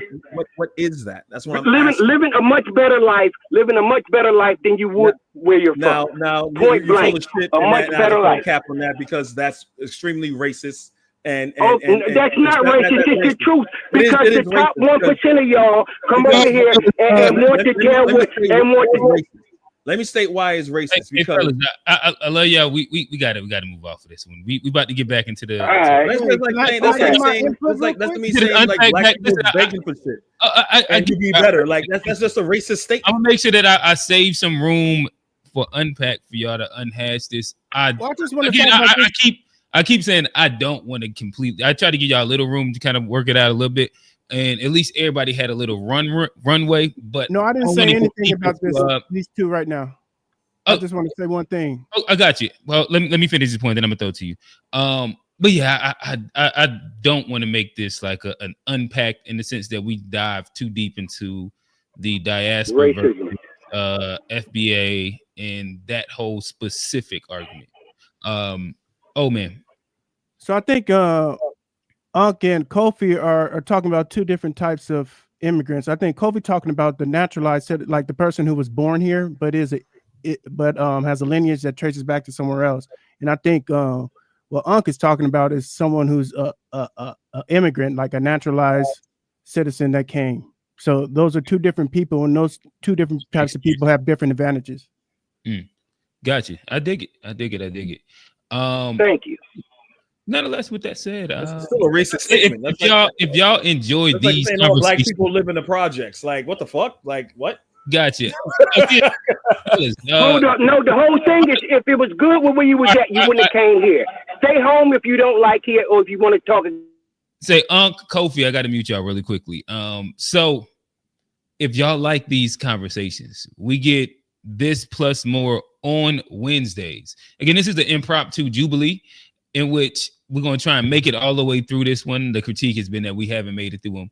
So I don't want us to get too bogged down on this specific conversation because it's not explicitly dealing with the thing, and we want to kind of keep going. But if you love these, for about at least an hour out of a 3-hour period, we typically have something adjacent or directly this with these exact same guys. On Wednesdays from 9:30 to 12:30 Eastern Standard Time. Make sure that you tap in. I'm sure they're going to continue to hash out more of exactly where they're at on Wednesday. I'll make sure that I leave them some space. But again, we're going to try and stay to the plot of this episode. We're critiquing and saying, or critiquing or not critiquing, giving praise to how Amanda Seales has done on Jubilee. Fellas, lay up. Push play. But we live in a broken society. If I went to Nigeria and they're having the same problems as a bunch of black people that are It's a broken society. But it's the same thing in Nigeria. Nigeria is a broken society, whereas Burkina Faso is not. Burkina Faso is not. That's time. My final claim is Black conservatism fails to meet the needs of the working class. Q. Yeah. Okay, talk to me. Oh, I mean, you could keep playing this if you want. I mean, I've seen this already. To me, that's a she goes somewhere with it, but the Republicans are considered hardworking, pull yourself out of bootstraps. So, I mean, you can keep on playing it. I don't think she really got any solid weight with it. You spoiler alerting right now. No, but because we're strapped for time. But that's my point of view. Well, I'm good on time right now. I'm actually gonna try and make it through. We're gonna see. All right, cool. I got a little time today or tonight. So I think Black conservatives, we're the ones who really want the best for working people. I think we're the ones, like a lot of the liberals, a lot of the leftists, they wanted to do things like office work. They wanted to go reparations, try to get things from the government and get handouts. We say, hey, go out there and work. Go out there and get these jobs that are available. Work with your hands, do skilled trades. That's where a lot of us talk about skilled trades. So working class, that's really a Black conservative thing, in my humble opinion. I would beg to disagree. I think that would be true if Black conservatism also created pathways for people to get those jobs and also to be able to challenge the corporations that are using their labor, that are stealing from them and not impeding them from having a union. So for instance, like in the South, right? I just left North Carolina where I met with the USSW, the Union of Southern Service Workers. This is an unofficial union of individuals who work at places like Waffle House, at Food Lion, etc. And their unofficial union is unofficial because the conservatives in that state will not allow for them to be officialized. Legitimized. I got you. It will not allow for them to be legitimized because then they would be able to push back legitimately on the corporations to get fair wages, right? So like someone was telling me in this organization that she was in Baltimore getting $15.25 as a minimum wage. And then when she moved just one state away, she was now only getting $7.25 for minimum wage, but the cost of living was the same for her. So when we talk about, the effort of saying, go out and get these jobs and get these trades, et cetera, I think that is valid. But I think that the impediments by leveling up corporations and by pouring into the effort of corporations to keep billionaires, as Black conservatives. Just to point out that it's something that I haven't really specifically thought about, but I think she's driving an interesting point. The idea that minimum wage in itself kind of echoes some systemic racism because of the rise of cost of living and then job access and like the whole way that she's kind of making it.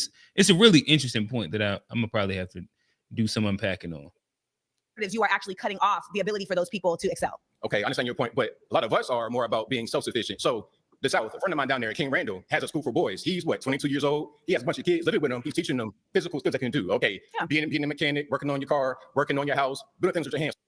I also don't advocate for a 22-year-old to have a bunch of kids living with him. That doesn't sound like nothing but a recipe of disaster. But we'll keep going. So you don't got to worry about corporations. You could be your own man. You could be your own woman. And also, didn't you also say earlier that you're against unions? But are you no, for them now? I never said that. Also, you're for unions. Absolutely. So when the unions keep Black folks out, you're for that as well? Because that's traditionally what they've done, keep Black folks out, correct? Obviously, I am not for that. The reality is that unions have definitely in the beginning kept Black folks out. And the reason why they were keeping Black folks out is because after the Civil War, when there was Reconstruction, you had all these Black people that had been used with free labor and they had skills, right? Whether they were a blacksmith or a carpenter or whatever. However, they could not get jobs because the white people who now had to fend for themselves, if you will, because they didn't have slaves, they had to go and learn all these trades. Right. And so they actively kept Black people out of those jobs. And then what they would do is that when they would, as a union, say, we're going on strike, the Black people would be like, well, we'll work because they will let us in their union anyway. And then when they would go and actually get those jobs that the people were on strike for, they would hang them. They would lynch them.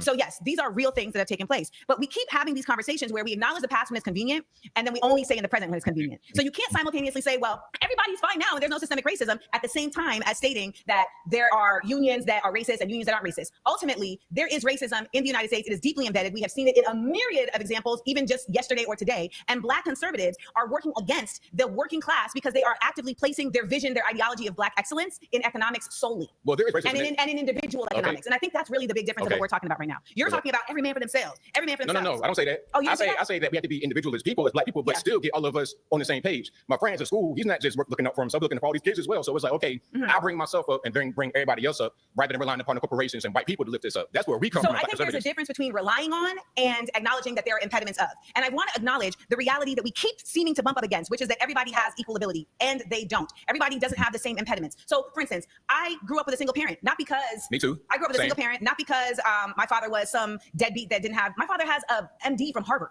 My father has an MBA from Tufts. But that was a firefighter, so working class, conservative. He just didn't want to be a parent. So when we talk about this whole idea of like, oh, the Blacks that are, not doing the thing, it's not about necessarily what class you're in. It's literally just about, we live in a nation that gives the option of, I don't want to be a parent. We live in a nation that gives the option of, I don't need to be in cooperation with our community. And as far as I'm concerned, Black conservatives do not address the needs of the working class, which are fair access to resources, which are equal access to getting jobs, which are equal pay to the same access as others. And we don't. Equal to who? Equal to other states even. Like there's no reality where you can say that the same amount of white people are working low wage jobs per capita as Black people. A lot of the reason is because there's such a disparate incarceration of Black people that it impedes their ability to get higher level education as well as higher level employment because we know about disenfranchisement.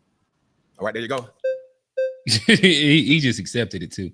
Yeah. Now, what did they call that when, like you go out conceded? You pretty much conceded. You have like a one night. Like you go out, you have like a one night stand, but then you're like, damn, that was all right. And you got to call her back one more time just to see. That thing, what is it? You got to spin the block. Spin the block. You spin the block. You spin the block for him because it was a dog walk the first time. He came back up, dog walk again. Yeah, that was bad. Like shout out to her. Like even she, and it makes more sense now that she's in the background of her family, where her dad is a Harvard. What did she say? Doctorate. Harvard MD. Yeah, graduate, and her mother is clearly educated as well, in which she came from a very, very decent background where, as you hear her break down a lot, like she has a really good knowledge base. And it's either she did a lot of prep beforehand or she just has been exposed to a lot. Because even like the union example and then how she was able to flip it back, where she also used it as a rebuttal to how Black conservatives very conveniently enjoy using like history when it's convenient to point out a thing. Because he was easy to point out how unions work negatively for Black people. But if you bring up like redlining or something like that, they push back on it. And it's interesting. Yeah, but that guy also, he has his own channel. He's one of it's like a panel of 3 Black dudes that are conservatives. I wouldn't even mention the channel even if I knew it, but yeah, he definitely has a channel because I remember him as the bald Black guy, and it's him and like 2 other guys. They do like their own little shows, but they do like a show together, like a Black conservative show. So yeah. I'd be interested to run across it. She won the minute she said, I'm a Black radical, because they all are expecting to go against a liberal. Yeah. So that's what they think they're going against, today's liberal. They don't realize that they're going against if back in the day, you would probably call Amanda Seales a Republican. But because both sides are so far from what they traditionally are, but by her saying she's a Black radical, they don't know how to attack her because she agrees with some liberal points and she agrees with some conservative points. Gotcha. The thing with me was like when she was saying the minimum wage thing, that you know what I'm saying, that's something that most people don't understand, that that it's the truth. The minimum wage is doing nothing but keeping people poor for the Democrats, so they have people to talk to and people that want to uplift them. Because if you listen to Trump, what he's doing right now, even from his standpoint, he's saying he's getting rid of the slums because that's prime real estate. Yeah, they want to get rid of them people. They want to get rid of them people because they want the real estate that they had to turn them into $2 and $3 million houses. You always see where it goes like that. It would be the same thing, and it's if they could go up in West Virginia and find something except coal up there in West Virginia to to a mineral or something that could, they would go up there and kick them. They would call them slums. And it's racist, but it's also financially, far as it's like about who makes the most money and what they can do about it. If they could go up there and kick them poor people, that's the poorest people in the nation. But they don't have anything except coal up there to get from them. If they could get it up out of there, them white niggas gonna come out of there like them black niggas from the hood. They getting rid of. It's all about real estate and what they can do and how much they have there. They want to keep people. If the Democrats wanted to really push up minimum wage, they really would. They would vamp it up more than that because they know minimum wage is not a livable wage for anybody. It's not. And you can push it up from state to state to something. That's something that needs to be done. All states need minimum wage to be at least $20 an hour. And that's just living costs.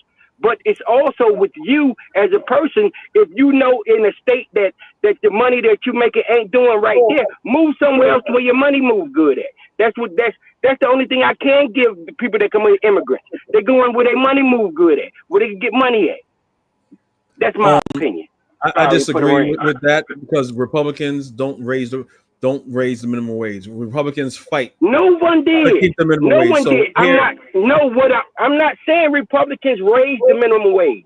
I never said that. I said if Democrats really wanted to jump on something, a board or something to do something, they would try their best to do it. They don't even try to do it because they want people to stay poor. So they have people to look what you can do, or what you, instead of showing them how to do it, they tell you, I'm gonna give it to you. That's not fair. There's only the people that wanted minimum wage. I never heard a Republican ever said raise the minimum wage. And California was one of the first people to raise the minimum wage in decades. Here in New York, minimum wage is $15. I'm pretty sure someone Google it. I could be wrong because he's not saying that most ever did that, right? Huh? He's not saying that Republicans have ever did it. He's not saying. He's saying, but the Democrats never wanted to raise the minimum wage. No, he's not. I never said that. I never said that. He didn't make that That's claim. not what I said.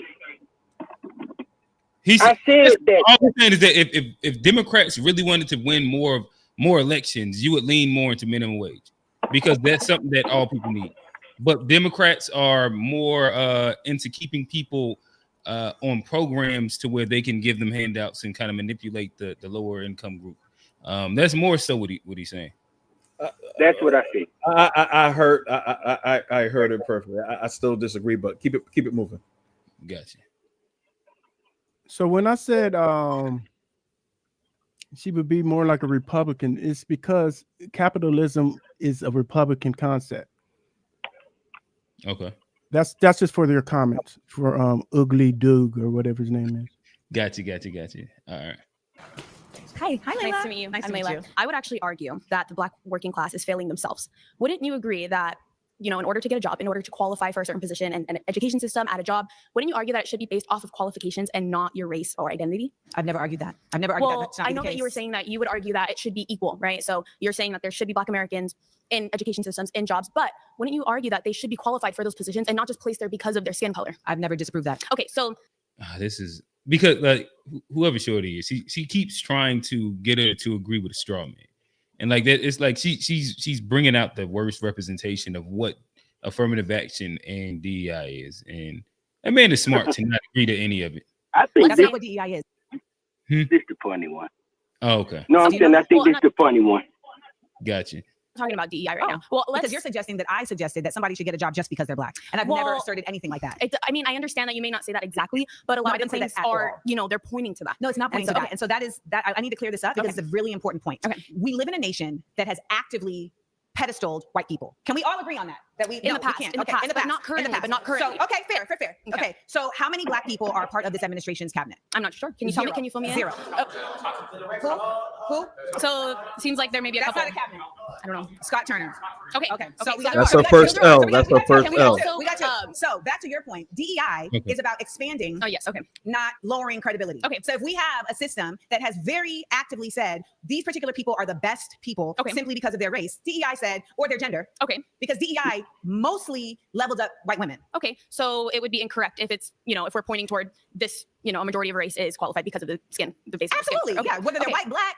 I mean, race is fake anyway. Now, I do want to touch on a point that you did mention earlier that you would argue that, Black people have less opportunities in America. I do not agree with that. I have not had First of all, you're a light-skinned woman. And so are you. Yes. And you're doing so great for yourself. Yes, and so colorism really does serve us. I do want to say, why do you think that is, though? Why do you think that? Do you think it's just based off the color of our skin, or do you think it's based off of the reputation that Black people make for themselves? What reputation are Black people making for What themselves? would you argue? Because I mean, when I look at who makes a reputation for Black people? Let's look at music, for example. We already had this conversation with somebody else. Well, we're gonna have it again. Most of the people that are we? Most of the people. I'm gonna shut it down right now and let you know that the reality is that when you come to Black music, for you to say most of the people, you've already lost the argument. Am I right? There is no most of the people with Black people because you haven't heard of all of Black music. Most of the music that is, let's say, maybe exalted or shown by the media, right? And who controls those systems? It defiles Black Americans.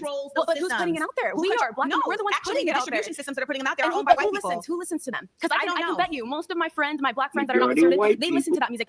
Yeah, you said it, huh? You said it. You know who else? You know who else about Black on Black crime and everybody else. But if we don't acknowledge that they are not in the same way pursuing white voices talking about the same thing, even though they are, we simply like to start at the branches of a tree and not at the root. We have to understand that the media is king.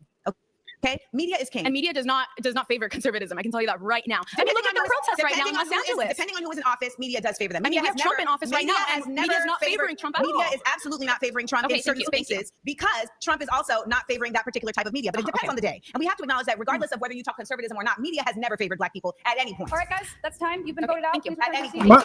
My take from all of this stuff. Besides for that small little square that everybody put on their my take from all of this stuff online with this show and just online general, if you notice, I think it's just a failure of our education system. It's all these young people, melanated people trying to tell grown-ass people that live the life what they live was false. It was very frustrating because they had 12 grades of just this indoctrination of how they think everything works, and they're absolutely 100% false. And we're trying to teach them on the not on the job, but you get what I'm saying, just teach them, and they're unwilling to learn. And it's so frustrating because they always resort back to, well, the white people helped us. Well, the white people, it's crazy how they respond to a lot of these just plain and simple elementary like lessons that we learned as kids, but they haven't learned it. Yeah, but man, not everyone had the same type of parents. What you're saying is absolutely true. But I'm just saying absolutely true. But I have my children would they will go to school and they'll correct the teacher, and they'll be interact with their peers, and they'll be like, Dad, these people believe this particular thing that is just simply not true. Kofi, that's what I was saying. With them, with your kids correcting the teacher, and it's a good thing now they don't do it. But you think about it, all the kids that was in special ed, some of them didn't deserve to be in special ed. They just challenged the teacher, and they would make them say that they're bad kids because the teachers is teaching falsehoods, and they might know the truth. You know what I'm saying? Or what you're saying is a lie. You understand what I'm saying? They would have said something was wrong with your kids in today's age. I mean, in our, back when we were in school, they would have said that. Yeah, that's true. That's true. I need to call you by your name. You ain't no unk to me. Me and you like the same age, man. I need to call you something else. We need to talk about that. I got you. Yeah. All right, I'll please play.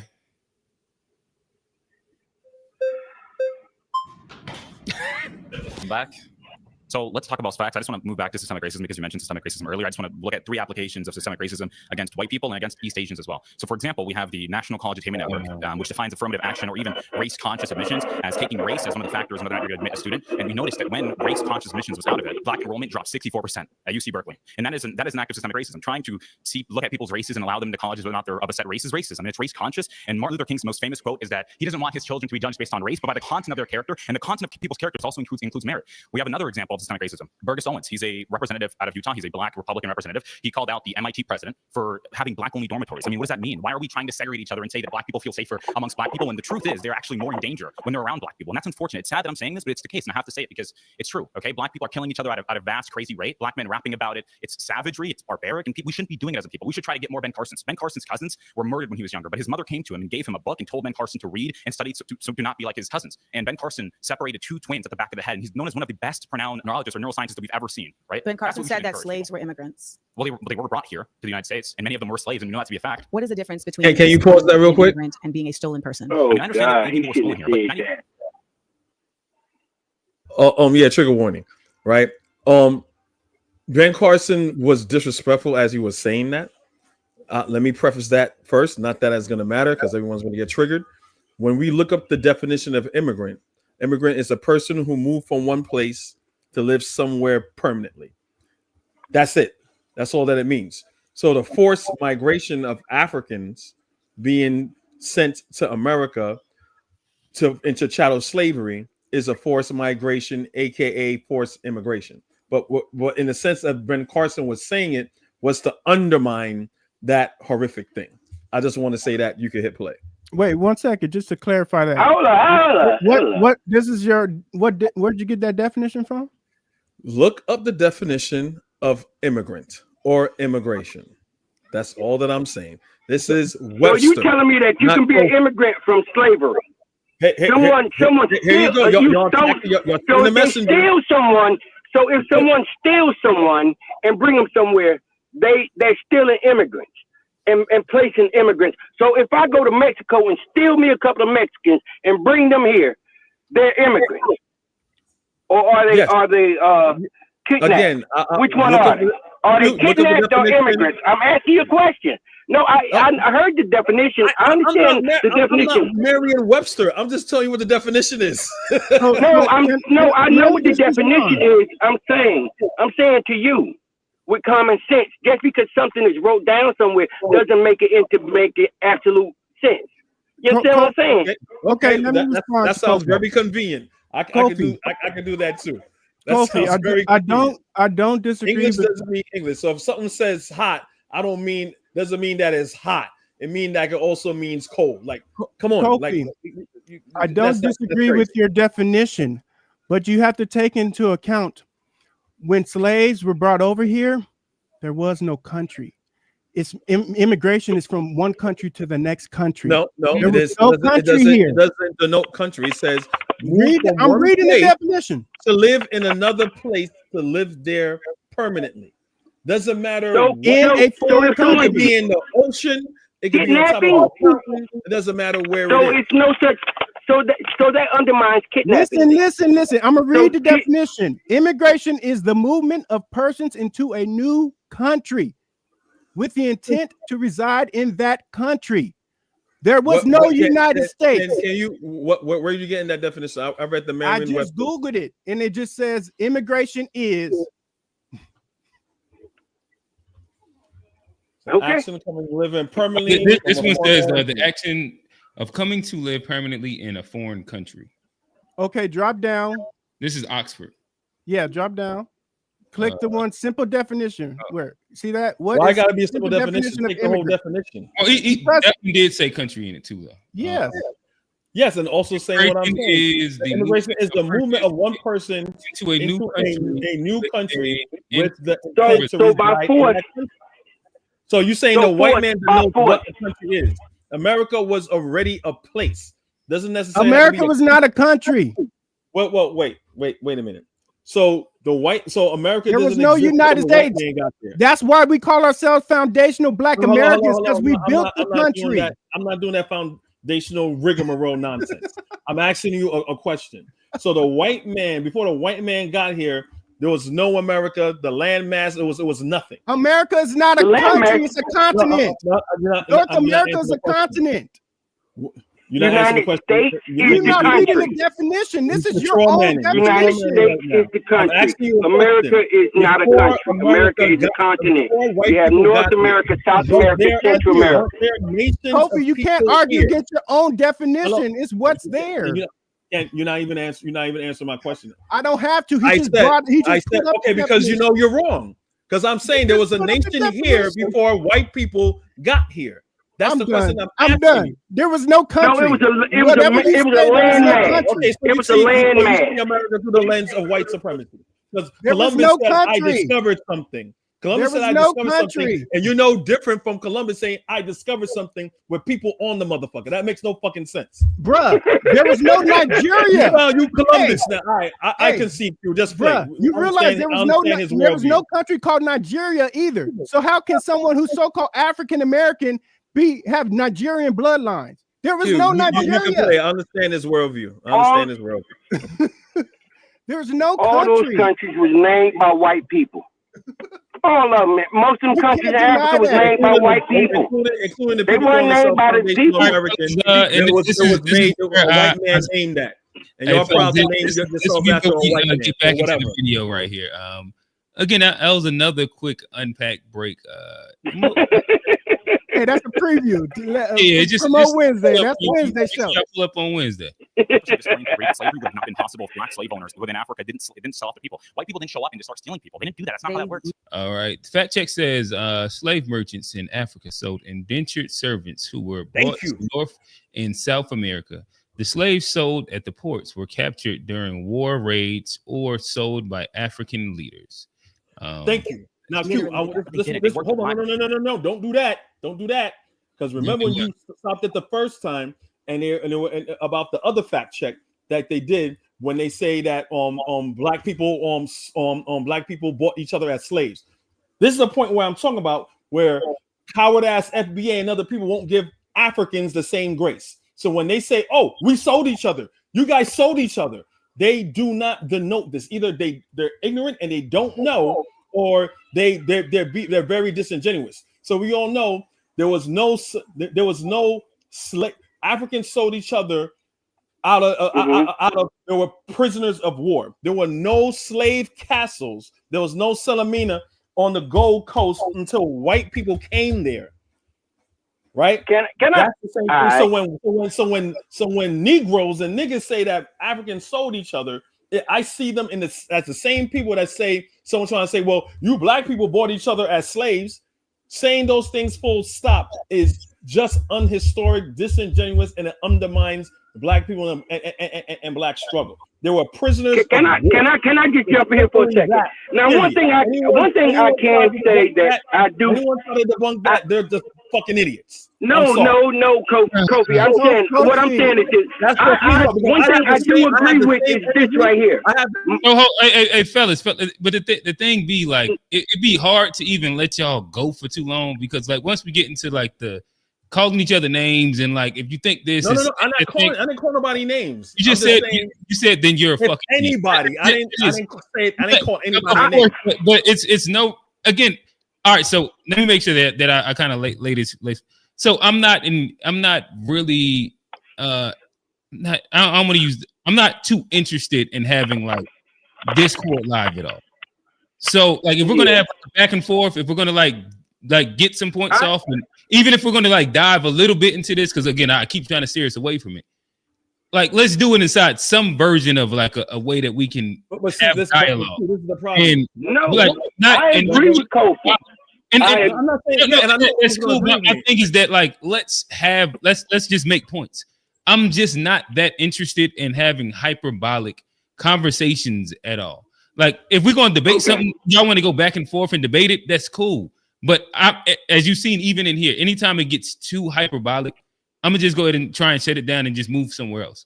Like get y'all shit off. Can I just say something for a second? I agree with Kofi on the African thing. What I'm saying, this is what I'm saying.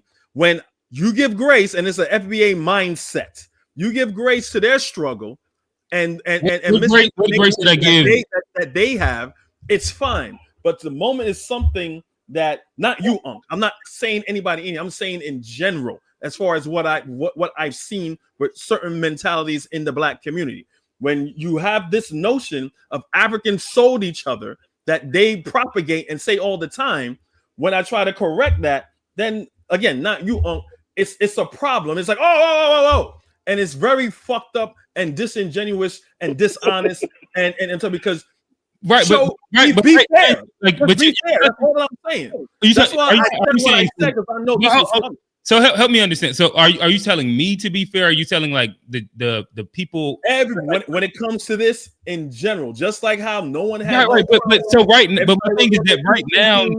But about the fact check about black Americans, everyone should have that same energy when the fact check comes about. But Kofi, right? But Kofi, you keep fighting nobody right now. Nobody's even like jumping in to disagree. I'm fighting the ideology, not the individual person. All right, but then like understand you also just went on like a 2-minute tirade when you started calling people fucking idiots. in which then it starts making it hyperbolic and like, you know what? I give up, man. I give up. It's the same exact thing that I'm saying, man. Whatever, man. No, can I say something for a second? This is how I feel. Like I tell everybody about, you know what I'm saying, them saying people's, you know, the Africans selling or the other Africans or whatever. The thing is, you guys have to look at it like this. Those were prisoners of war, right? Now, it was wrong for them to do it, but they didn't have a prison system. Well, either they're going to kill them or the worst thing they could do was give them to the white man. That's what they thought. You know what I'm saying? You have to look at the things that happened from there with them doing that. Some of them were doing it because they were probably going to give them, you know what I'm saying, some type of funds or something or some type of trade for them to capture some of them. But a lot of them were just prisoners of war. You know, they didn't have prison systems, which means they had to feed these people and do this and everything. If they keep them, they'll either kill them. So the worst thing than kill them was to give them to the pale face. Give them to them and let them deal with them. And that's what happened with a lot of them. Because they were over there fighting. Everybody fights each other. They had wars amongst in the continent of Africa the same way they did in Europe over years. You know what I'm saying? So if they captured them alive, what they going to do with them except kill them? Can I just say give them to the white man and get some money back? Say this, both things can be true. In the pandemic, I had many conversations with Africans that are actually living in the African continent. And when these type of discussions came up, many Africans did admit that, yes, my family had slaves and we sold slaves. They didn't say anything about prisoners of war. So both things can be true. Some people may have been just prisoners of war and some people were outright slaves. There's no debate. Can we say the same thing about slaves that brought other black people? Maybe there were actually black people that actually 100%. I would had them as slaves. Is that I would always say that because there's people. That's where the phrase came. All skin folk and kinfolk. Yes, there's both things can be true. Yeah, but in this particular, a conversation among us that'll be perfectly fine because we understand the nuance. We understand that is not the norm. But where like Amanda Seals is and things like that, those type of lies is propagated to take away responsibility from the people who really profited from it. Yeah, not the people that benefited from it. One selfish ass Negro that benefited from it, and say, "Oh, this is the norm." Like the same thing like you said with the CNN report. Well, what's this whole big thing about slavery? Only like 2% of white people during the 13 colonies only owned slaves. So what's the big deal? We don't know that like that's a lie. You know what I'm saying? So yes, he's telling half truths. Yep, exactly. So that's what I'm saying. The same thing with the whole black people bought slaves and the whole thing that black people sold each other. Those two are on par with each other. Because you know what that says? That black people are responsible for their own Holocaust. When you look at you will never do that to Jewish people. And guess what? Jewish people sold out other Jewish people to the Nazis. That's why it's documented too. 100. But nobody would dare say that on air, which is crazy. Exactly. No, Native Americans, you had some Native Americans that fought against white people, and you had some Native Americans that work with white people, but no one would never say that about Native Americans. But when it comes to black people, oh, they did it. Yeah, they know what they were doing. That's what I'm fighting on both sides. That's always been my. But you know what? It's not even. It's like I'm gonna tell you the truth. It's not even worth fighting because some things you can't fix, and stupid is one of them. Stupid and ignorance is something that you're not going to fix. If a person after so long is going to be whatever, if they want to get educated, they will. If not, they're just going to live their life blindly stupid and ignorant. So that's not even worth arguing or getting your blood pressure up or nothing like that because it's something that's not going to happen. What you teach the youth, you can't teach grown ass people most of the time because they don't want to learn nothing. Another reason why I don't disagree with you there, Unc. And Kofi, I think that as well.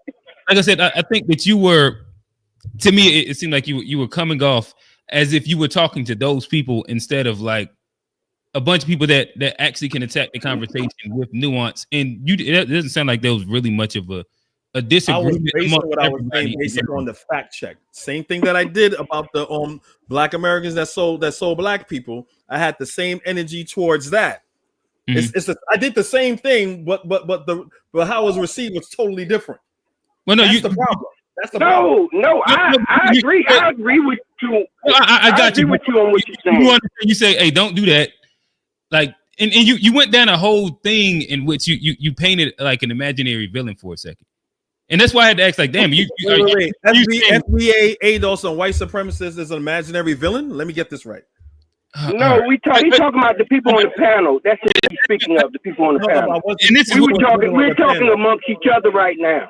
We're talking amongst each other, and we're not talking to the masses that might want to claim this or that, whatever. Everybody had their own identities, but right now I'm just speaking to you guys that's on here right now. And maybe if someone types something in and want to ask me something, I'll speak to them. But anybody else, it's not even worth us talking to. Let's talk amongst each other and put our energy towards each other. I understand it, but the same energy I had, the same talking points I had, is for the black still other black people. The same energy that I have here. We can press replay and see it, but keep it going. I'm glad we all agree. I know we all agree. We ain't stupid. We're not stupid people here. But yeah, you got to start this one from scratch because this is where she killed him. Yep. I wasn't going to give it away. Yeah. Systemic racism, trying to see black people at any point. I'm back. So let's talk about facts. I just want to move back to systemic racism because you mentioned systemic racism earlier. I just want to look at 3 applications of systemic racism against white people and against East Asians as well. So for example, we have the National College Attainment Network, which defines affirmative action or even race-conscious admissions as taking race as one of the factors whether or not you're going to admit a student. And we noticed that when race-conscious admissions was out of it, black enrollment dropped 64% at UC Berkeley. And that is an active systemic racism, trying to look at people's races and allow them into colleges whether or not they're of a set race is racism. And it's race-conscious. And Martin Luther King's most famous quote is that he doesn't want his children to be judged based on race, but by the content of their character. And the content of people's characters also includes merit. We have another example of systemic racism. Burgess Owens. He's a representative out of Utah. He's a black Republican representative. He called out the MIT president for having black-only dormitories. I mean, what does that mean? Why are we trying to segregate each other and say that black people feel safer amongst black people when the truth is they're actually more in danger when they're around black people? And that's unfortunate. It's sad that I'm saying this, but it's the case, and I have to say it because it's true. Okay, black people are killing each other at a vast, crazy rate. Black men rapping about it. It's savagery. It's barbaric, and we shouldn't be doing it as a people. We should try to get more Ben Carson's. Ben Carson's cousins were murdered when he was younger, but his mother came to him and gave him a book and told Ben Carson to read and study so do not be like his cousins. And Ben Carson separated 2 twins at the back of the head. And he's known as one of the best pronounced neurologists or neuroscientists that we've ever seen, right? Ben Carson said that slaves were immigrants. Well, they were brought here to the United States, and many of them were slaves, and we know that to be a fact. What is the difference between someone being an immigrant and being a stolen person? I mean, I understand that many people were stolen here, but 90% of historians agree that slavery would have not been possible if black slave owners within Africa didn't sell off their people. White people didn't show up and just start stealing people. They didn't do that. That's not how that works. They literally did that. But they didn't. They worked with black owners and black. They literally did that. And Arabs did that as well. And I think it's very important. And I think it's important to note that there is an oversimplification of history as well as of black people in Africa. There's a failure to acknowledge that in Africa, black people did not consider themselves black people. That was a racial distinction that was solely created by white oppressors to legitimize slavery. Arab oppressors, actually, because the Arabs did it in the 7th century. They were the first ones. They did not name it under blackness. They simply just decided we're going to go and have enslavers. This was a decision that was actualized and then tried to be pushed forward through eugenics. Literally, there was an executive order that was passed a few months ago that said that Donald Trump wants to now control the museums because he wants to take back control of the narrative around race. And in one of these museums that they cited was that there was a display that speaks about race not as a biological thing, but as something that has just been created as a social construct. And he stated that that is an incorrect expression of race, that race is biological. But it is biological. Like, let's look at our phenotypical traits, the nose differences,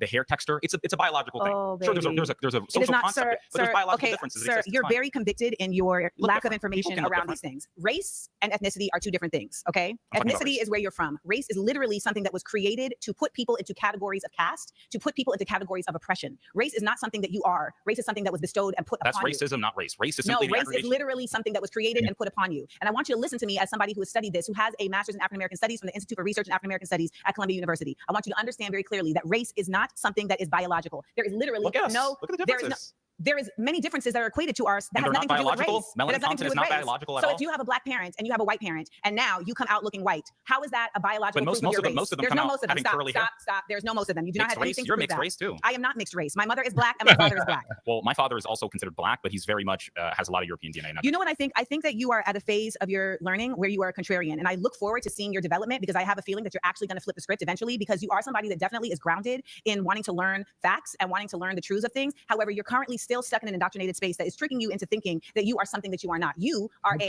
black person who is literally having to receive the results of racism, but ultimately you are of an ethnicity that has thrived in spite of it. And that is where we really exist from. And that is where our resilience comes from in spite of systemic racism. I think our resilience is happening now. I think growing, understanding the real problems, not going out and trying to protest against. You guys don't ever do this. KTS. You guys don't ever do that. Who is you guys? Members of the black community that don't want to hold people accountable, especially black people. So KTS was shot 60 times outside of Cook County, Chicago. How many BLM members came out? You earlier said BLM Stop is referring to me as you guys. Okay, that's fine.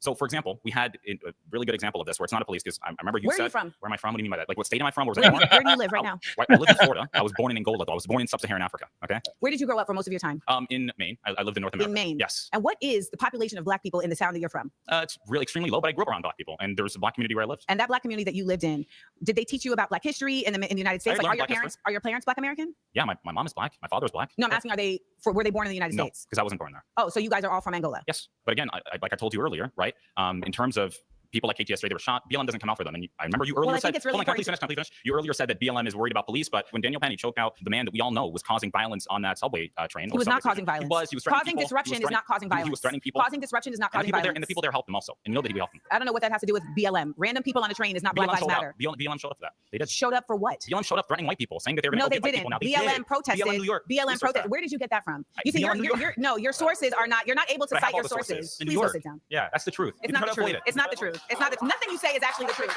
Nothing. You're not even American. You're not even a black American. As the daughter of an immigrant, it is imperative that black people from other places understand the disparate difference that they exist from black people in the United States. It is not the same. Period. And ultimately, the best effort that we can do as a diaspora is to lead in understanding, not in judgment. So when I am talking to somebody from Sudan, from the Congo, from Angola, I am listening to understand their experience, not to undermine it. And I refuse to allow anybody from Grenada, from Angola, from any other place to come and try to undermine the experience of black Americans. Boom! Pause it. Yo, that was the berry. That's all I be saying. That's what went viral, Q. That's what went viral, Q. And I agree with her 100 and billion and 10%. And I prefaced that already. Now, no one's gonna agree with me and say I'm being hyperbolic or anything crazy because she's holding black immigrants accountable. There, the other thing happens, but this is what I'm about. If you say fucking idiot at the end, then I might say it's hyperbolic. Again, that's why I always say trigger warning, because I could take it on the chin, because the truth is the truth. At the end of the day, we're all looked as one people. The difference is same thing, and I agree when certain members of quote unquote FBA this makeup hashtag saying, hey, look, if I were to go to your country, I got to understand what the norms are, what the do's and what the don'ts is. So you guys also, when you come here, you understand what the do's and what's the history is. That is 120% facts, right? Kofi, that's all I ever be saying. That's all. Yeah, but you kind of. I love you but you be on some other stuff. But I love you, man. But what all I'm trying to say that black people, just like how black Americans aren't a monolith, black immigrants are also not a monolith. And the reason why I like Amanda Seals is doing this, because you can see a well-educated black person knows black history and blows black history and the politics and economics stripes that black Americans have to make. That's the grace that these hashtag online groups don't have. You cannot compare an idiotic immigrant to a well-educated black American. You can't do that. That's dumb. So Kofi, as a foundation of Black American, this is all we've been saying. We've been asking. I don't respect the hashtag. You as an African American, I respect that. Yes, go ahead. I have never called myself African American, so don't tell me I'm an African American. Okay, as a foundation, there's no such thing as FBA. FBA is not recognized by the government or any institution. Okay, so go ahead. I just want to say this as you keep interrupting me. What you just said and how you're responding to me is a contradiction. You're in my country telling me I can't call myself. Whoa. How is this your country and not my country, sir? This is what I'm talking about. It's not your country because you weren't born here. Well, hold on. How is this your country and not my country? Break that down. Besides your feelings. I'm going to finish my point. We have hundreds of years here. Hundreds of years. You're not hundreds of years old. Fellas, let old man finish his point. I think he was kind of just starting what he was about to say. Yeah. So as a foundational Black American, this is all we've been asking for is the people who are actually half foundational Black American and half immigration roots as well. for them to back us up and tell these new immigrants, new foreigners, what the deal is. They lived the life we lived, right? Going back to your naturalized citizen versus the immigrant that immigrated over here, right? These are two different types of people. Amanda Seale, they're the only I know I'm ones. cutting you up, but you were supposed to answer. How am I not an American and you are? That was the question. No, you interrupted my original response. Question, but he was answering his own statement. Yeah, what I was saying. I'm not responding to you. I'm responding to what I originally wanted to talk about. So she is the one that we need to help us out with these other immigrants, because she is going to bring clarity to what they haven't been taught in school. So I appreciate her so much, in the same way you do, Kofi, and in other ways. So that's all I had to say initially. So this will also go for the Black Americans that, according to Ong, that's been here hundreds of years old, like Moses, that don't also know this history. So what this speaks of, in my view, because if Black Americans are prone to this misinformation, and there's a plethora of them on that panel, that the guy say, hey, I'm from chattel slavery, you know, my grandfather was in Alabama. He has these contrary views, just like this guy from Angola. So it really points out to, instead of this identity COINTELPRO divide and conquer tactic, it goes to show with self-accountability when it comes to what we teach our children, our history, and it goes to the educational system that we have. Again, like I said before, it has nothing to do with where you're from. It has to do with how well educated and well informed you are. And this panel is evident that no matter where you're from, you could be smart and you could be a dumbass. Whether if you're a so-called FBA that's not recognized or whatever, what you want to call yourself, at the end of the day, Black people as a whole is not a monolith. We're going to have some dumbasses and we're going to have some smartasses. And we're really going to we're doing ourselves a disservice if you just look at, say, where you from? Because it has nothing to do with anything. That's it.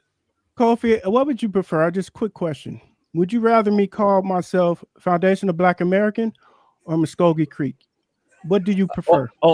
Again, with Q, it's going to develop balls and something else, and I don't think Q wants that. It's almost over, and that's a whole other side conversation. Which one you prefer me to call myself? I already addressed that. I said there's no such thing as a FBA according to what FBA is defined by, and it's not that according to history, and is not recognized by the government or any official organization. FBA is a trademark. Okay, so is African American. So no, it is not. Who trademarked African American? Multiple people. Google search trademarks for African American. You'll get the various numbers. Okay, so okay, Kofi, I'll look into that. I'll look into that. But I don't think anyone is profiting from I don't think anyone's profiting from African American like Tariq Nasheed is profiting from FBA. When you say that FBA doesn't matter, doesn't count because the white supremacist system that created the system. That's what you said. No, you just said because it's not documented, about the white it's not part of the system that it doesn't say exist. Anything about the white supremacist system. You said the system. So wait. So again, this is so my existence. You rather be called Black. System? So how does that happen for you to be officially recognized as Black? Let's finish this video. Wait. Exactly. I'm about to keep talking. To something else. I think he wants to know if he should be called FBA or his specific tribe that he's from. You like right now you don't want to acknowledge FBA, and like that's your own argument. But right I don't think he want to acknowledge Muskogee Creek either. He doesn't want to acknowledge the Indian side either. So, listen, and that's cool. Like y'all, that's more the Creek side, whatever you want to be, whatever. That's more of a legitimate. That's a legitimate group of people that has a real history and a real lineage. So if you want to claim that, that's fine. The answer is to Muskogee. I don't want to say this. It sounds like it's Muskogee Creek. There you go. There's the answer to your question. Who feels passionately about something that they want to talk to me about? I choose John Samuel because I like his facial hair and dashiki pairing. I feel like he's gonna sing a mean R&B. Which one? My claim is that Black people as a community need to walk away from the Democratic Party and progressivism completely. I'm saying this from a very unique perspective. I'm not trying to shout myself or anything. This is really just my experience. Currently, I'm running for Congress, right? And one of the biggest hurdles I have in doing that is the Black community. It's because they expect us to be in this box. What's the box? The box would be, okay, you're Black, so you got to be a Democrat. You got to think this way. You had to have this view No, on you this gotta matter. tell me, think what way? Like- I really want to understand. So let's take immigration. That's Okay. there's a hot button issue right now, especially in Los Angeles. Yeah. My view is that you should come here the legal way, and that if you don't come here the legal way, you are subject to the laws of the country. But I also feel I don't that think if you're anyone would disagree with that. yeah, well, I'm just saying that a lot of people, especially where I'm from San Diego, will like to put Black conservatives in this box. And the reason why I say specifically in my claim that Black people need to walk away from the Democratic Party is because every single election cycle, all they do is use us as their tokens. They use us as their kind of election tools. They use us as these campaign posters. They tell us to come to their rallies. They tell us to sing on their stages. They tell us to do all these things, and they forget about us 3 other years, and they remember us 4 years later. Every single cycle, it happens again and again. And I'm one of the people, like, I really appreciate you because it seems like you have a love for the Black community and you have a love for people, and I appreciate that. And I do too, because I don't express that in the same way as, let's say, as a Black person who's a member of the Democratic Party. I get called Uncle Tom. I get called a racist. I hate myself. I love myself, and I love our people. I love everything about us. We have done so much for the country. We built this table that everyone is seated at. We deserve, right? We deserve all these things. However, what I don't like more than that, more than anything, is being used. It's being used by politicians, being used by governments as some type of puppet to say, here's my Black person that's voting for me. I don't like that. And it makes me sad, no matter you're Democrat, Independent, Can I Green Party, respond? whatever. Yes. Yeah. Sorry. I completely agree. I completely agree. I would add to that it's no different with the Conservative Party, that there is 1000% a use of Black people to weaponize a concerted effort to literally, quote unquote, make America great again. The concept of make America great again did not start with Donald Trump. It started with Ronald Reagan, and it happened right after the Civil Rights Movement. There was a very strong, visceral response by white people after the Civil Rights Movement, after the Voting Rights Act of 1965, the Civil Rights Act of 1964, the Fair Housing Act of 1969, the Economic Opportunity Act of 1965. These were all efforts that were put in place on a federal level to say, okay, fine, here, damn, we're gonna give you a little bit of something to get your weight up. After that, there was a active effort made by conservatives, because that's also when we saw the flip between the Democratic and Republican parties. There was a flip. That's actively what happened. There was a flip. And Since Reconstruction, Democratic Party has been the party of slavery, the party of racism. There was a flip because the Democrats were more aligned with making these civil rights concessions than the Republicans. That's the flip. Ultimately, though, the flip is what people are misappropriating, because the flip isn't a 180, okay? The flip is literally just, we was this and now we this. And that is not the same as we are for Black people. The Democratic Party is not for Black people, nor is the Republican Party. Any nation that has a bipartisan system that doesn't even allow for its own people to determine who are going to be the candidates for president isn't for its people in general, beyond Blackness. So it's imperative that we begin to truly understand the systems at work in this government that not only hinder us as Black people, but they hinder anyone who wants to see change, because they are ultimately working together. Now, do we see one party activating higher levels of discrimination than others? Yes. Do we see one party that is more violent per se than others? Yes. And we can say this on many different levels. But when it comes to like enacting genocide or destabilizing other nations, we know that that happens on an American level, regardless. Okay. I completely agree that the idea that you have to act a certain way as a Black person is really problematic, because the Democrats and the Republicans, neither of them actually care about Black people. And when we talk about conservatism, or we talk about being a liberal, neither of these aspects were grounded in how do we help to repair the harm that we have caused an entire group of people who made it possible for us to even have a constitution. So you can sit here and show me whatever you want. No. The only reason why I was going to show you this is because even with that constitution, we weren't even humans. When they wrote it. So that was another fact check I wanted to kind of fact check before, but I couldn't say anything. But the 3/5 compromise had nothing to do with your 3/5 of a person. The 3/5 compromise had to do with representation in Congress. So there's a little note here if you open this. The 3/5 compromise said that the Southern slaveholders needed to be represented fairly in Congress. And because there were so many more slaves than actual white people in the South, they were allowed to count their slaves as representation. The 3/5 compromise was made at the Constitutional Convention and allowed Southern states to count 3 out of every 5 slaves for the population survey that determined representation in Congress. Listen, even though those slaves did not have the ability to vote. If we were at that time, let's say the 3/5 compromise never happened, we were a whole person as in light of the government, right? If that happened, then this America would not be the America that you know today. Because what it was is, if it was, we were kind of defending the 3/5 compromise, bro. Listen for a second. Okay. Because I don't want you to get mischaracterized what I'm saying. Okay. Slavery was wrong. It was absolutely disgusting and immoral thing. Okay. I have nothing good to say about that. But the 3/5 compromise, if you counted a person who was a slave as a whole person at that time, most of the slaves were held in the south of the Mason-Dixon line, right? That, So what would happen is they would have more representation in Congress, and thus those laws that were, by the abolitionists, those would have been, gone. Okay, so that would have gave the South more power to do the things that they couldn't do. So that's why they said the 3/5 compromise, because then if it's 3/5 compromise, they don't get that power. But of course they're people, so they have to say something, and that's where this came into play. Because if it wasn't for that, this country would have looked a lot differently. So you're suggesting that it was okay for slaves' bodies to not only be used for labor, but also used to empower those who are harming them to be fairly represented in government? I think it's absolutely, they should have been used, period. Okay, so yeah, he's actually making like a really interesting, nuanced take that I don't know if you're following it. But what he said, like he's saying how the North used the 3/5 compromise to take power away from the Southern states, that if they had power at that time, like they would, that's the truth. It was like Jim Crow or XY, like whatever they was going to enact, they'd have did that at a worse scale than what they already had did. And the South didn't even recognize the North as being part of them. They were their own thing. So with the North, they just used that. They just used that as, you know what I'm saying? They didn't care about no slaves. They just wanted the land. That's what they wanted. They didn't care about no slaves. And after they were, you know what I'm saying, after they freedom or whatever, you look at Congress, you look at all the black Congress people you had in the South, they were dominating. They had to make laws against them being there, because what actually happened was it was just as much black people as it was white people there. Yeah, but if I'm African American, I want you to start calling white people European American. Right. But I guess what I'm saying, like I said, he's making a very, very specific point where he's saying, what is it? Is it House of Representatives that is based off of census and population? And so, like, if you have a bigger state with a higher population, you get more representatives, and so your state can help sway Congress and what laws can actually be enacted. And what he's saying is that the North used the 3/5 compromise as a tool to make sure that the South didn't get more power to do, I guess, the negligent shit, especially what it would have been against black people. It's what they're doing now. This is why they want immigrants. The Democratic Party wants immigrants. They always use the same game plan. Again, I disagree with that. That sounds like a right-wing talking point. It's the fact, man. They always want to. Okay, so let's do this. So this is what I'm gonna say.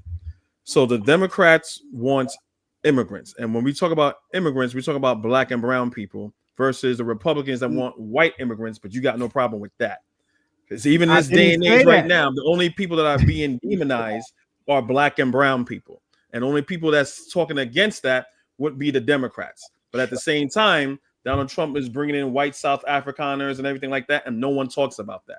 So when you say this thing, it's not me attacking you personally. I'm attacking your rhetoric. And in this day and age, my rhetoric, because I never said black and brown or white. I said the Democratic Party wants as many immigrants as they possibly can get. They want low, cheap, non-citizens, people with no rights that they can pay dirt cheap, and they can keep the majority and keep the power through numbers. It's no different than the 3/5 compromise. Okay, so you're talking about basically capitalism. Now, this is, again, people are not. It's still a little bit of a short-sighted thing, because both the Republicans and Democrats are capitalists. Even Donald Trump said, "Hey, you know what? Maybe I shouldn't deport all of the farmers, because all of the laborers that work on farms and things like that, because a farmer told me, like, hey, you know, Javier here is a good guy. He comes to work every day and he's a hard worker. So you know what? Maybe I won't raid the farms anymore." Both parties are capitalists. So when you keep just saying Democrats, you don't understand the full picture. It's both Democrats and Republicans. The Republicans, so when Republicans say they want smaller government, they want smaller government where there's a lot of checks and balances, where they can do fracking and break labor laws and to increase their capital. Democrats, depending on which Democrat you have, they're like, nah, that's okay. Like Nancy Pelosi, like, nah, that's good. You know what I'm saying? It's gonna increase my portfolio. But there is pushback on that on the left for, okay, we have to be fair when it comes to these practices. And so the Democrats are very lazy and lackadaisical when it comes to immigration, as far as exploitation of migrants. And the Republicans want to demonize those people, try to get them out, but at the same time, make sure that their economic bottom line is still intact. All right, I guess I'll push play on the I'm video. not going to respond to something I didn't even say, so whatever. I shared the USPTO trademark search, and it's 10,827 results for African American. So if you want to show it to verify for people on this panel who may not believe me, I shared it with you. If you don't, we can move on.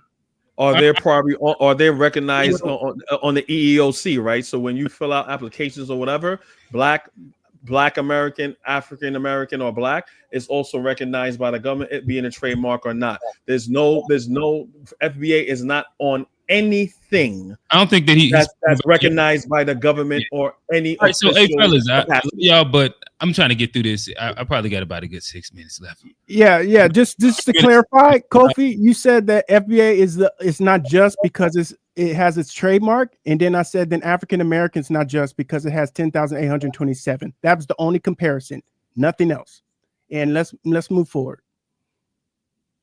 So then we agree on that. Yeah, so we agree on that. It was absolutely abhorrent. There's no excuse for it. There's no justification so then for it. Where's the argument? Because ultimately, when there was an opportunity in Reconstruction for there to be equality and humans considered in a real way and protected, Democrats torched it. Andrew Johnson. Yes, as well as the Supreme Court. That's actually more important. What we have to acknowledge. The Supreme Court torched it. The Supreme Court has actively, throughout this entire existence of this nation, been at the forefront of impeding any advancement, and it ends up sending us back over and over and over again because it doesn't have term limits. Because it doesn't have term limits. You know, it's not elected. It's appointed, and ultimately they have made it abundantly clear that they pick and choose when it's the states that are going to have rights and when they're going to be in a federal position of precedence. Well, that has to do with the supremacy clause. So the supremacy clause is when a federal law is in conflict with the state's law. The federal law, for example, in California, weed is legal, right? But federally it's not. So they can come down here and they could say, hey, we're going to rate all these places, and they would be completely in line with the law. So this is how segregation and discrimination ended up existing even after the civil rights laws of the 13th, 14th, and 15th Amendment were passed, because Congress said we need to protect Black people, and the Supreme Court said we actually are not going to give you the right to do so. For what it's worth, I think we can do this back and forth all day, but at the end of the day, I will completely agree with you. Black people need to let the Democrats go. I think Black people need to let both of these parties go and figure out a way to move forward together in our own nation. You know what? I can actually get on with that because, I don't believe that all Republicans are, good and not using us as well. I agree with that. I agree with that. And let's sing a duet. I'm for no matter what color skin you are or Black, whatever it is, just think for yourself. If you think for yourself and you do your own research and you want to be a liberal radical, go for it. If you want to think for yourself and be a Green Party, everybody know I agree with this. Everybody know this is my and be Republican, then go for it. Yes, it's okay. Yes, I'm down for that. Think for ourselves. Let's do it. Yeah. All right. Nonetheless, we actually made it through an entire. This isn't unpacked. This is whatever Jubilee thing is. Surrounded. There we go. Give us the horns. You got horns. You got sound effects. We made it through our first Jubilee one. That's G be hitting the horns and all right. Stuff. So, damn that. Yeah. Let me get some water. But nonetheless, I got about 3 minutes. I'll let y'all kind of land. It's 3 guys left. So I'll give y'all like a good minute or so to kind of land with your final thoughts from what you've seen, about a minute and a half, and then I'll kind of peace out. It's gonna relate to the topic because I don't want to undermine this panel talking about something like FBA and all that other stuff. I really want to stick to the points that you made and the different points of views from different people. I think that's a good conversation to have. Oh, is the floor is yours? No, that's basically it. I mean, she did a very, very good, phenomenal job. And again, I heard Amanda Seals, and she's kind of notorious from word of mouth that she's not a likable person. I'm like, I don't really follow her. I kind of heard she was like a mixed bag. So this is the most Amanda Seals I've ever got since I heard of her name. So I really don't have a real POV of her except for this specifically.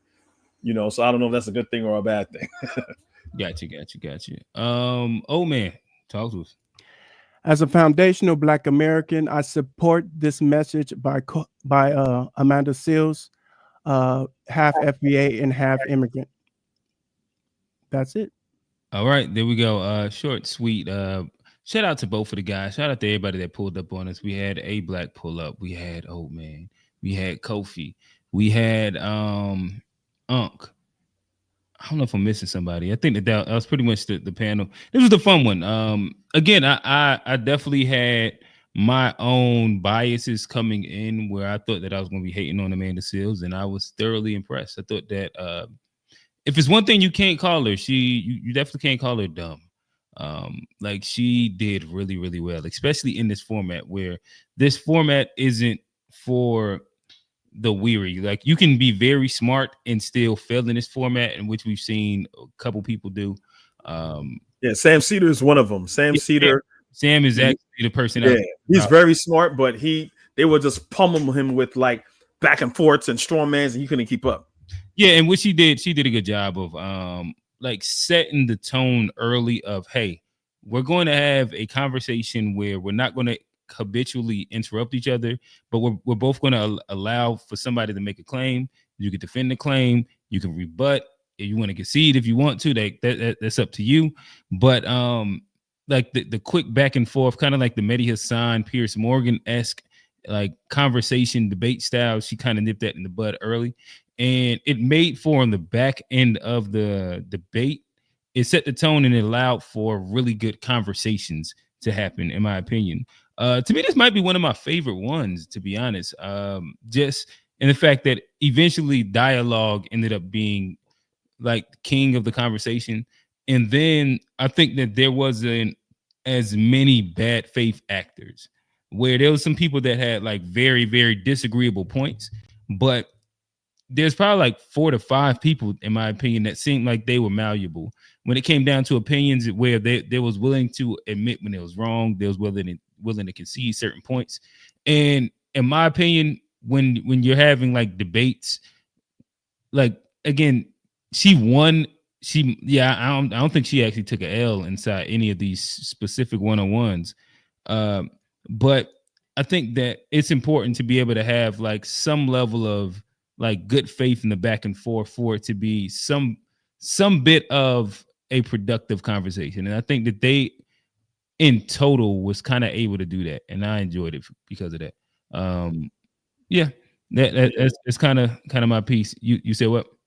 No. I was just saying, I was just agreeing with you. Like, I think these conversations moving forward, whether it be politically, about, unpacking other people's views, how they see, to have a really good faith, heart-to-heart conversation in Black solidarity, instead of these people making these divisions within the Black community that only hurts the Black community. I think we could really get somewhere as far as like the intellectuals, as the people who really want to see the progression. So I like how it ended there, because even though they're on totally two opposite sides politically, what brought them together was their Blackness, their shared Blackness, their shared experience that they're having, them looking at each other, knowing that, hey, look, you're my brother, you're my sister, we are in this fight together. No matter what we call ourselves, no matter where we're from, we have to understand that if we're living here in this country right now, we're all we got. Like Dr. Henry Clark says, we have no friends. And I like how that ended. Gotcha. All right. So nonetheless, this has been XQ. Shout out to Kofi. Shout out to Old Man sticking around. We watched One Black Radical versus 20 Conservatives featuring Amanda Seales. Again, check us out 9:30 on Wednesday. We'll have another unpack. I think we're going to hop into a little bit of the socialism versus capitalism conversation, and branch that into some American talk, some Black America talk, and just have some fun with it. Again, don't forget about the Black Scots now. The Black Scots. What's up with that? What's up with people saying that Black people, or like the redheads and the Scots, are really Black? Like, this is this new thing now. I really don't follow, because it's so idiotic. You don't have to research it, Q. All right, so let me put that as a icebreaker. Black Scots. All right, yeah. I'll make sure. Okay, I'll make sure I come in with a clip loaded for that. All right, so nonetheless, this has been fun. Shout out to the guys, shout out to the audience, shout out to everybody that's tapped in with us. Fun stream.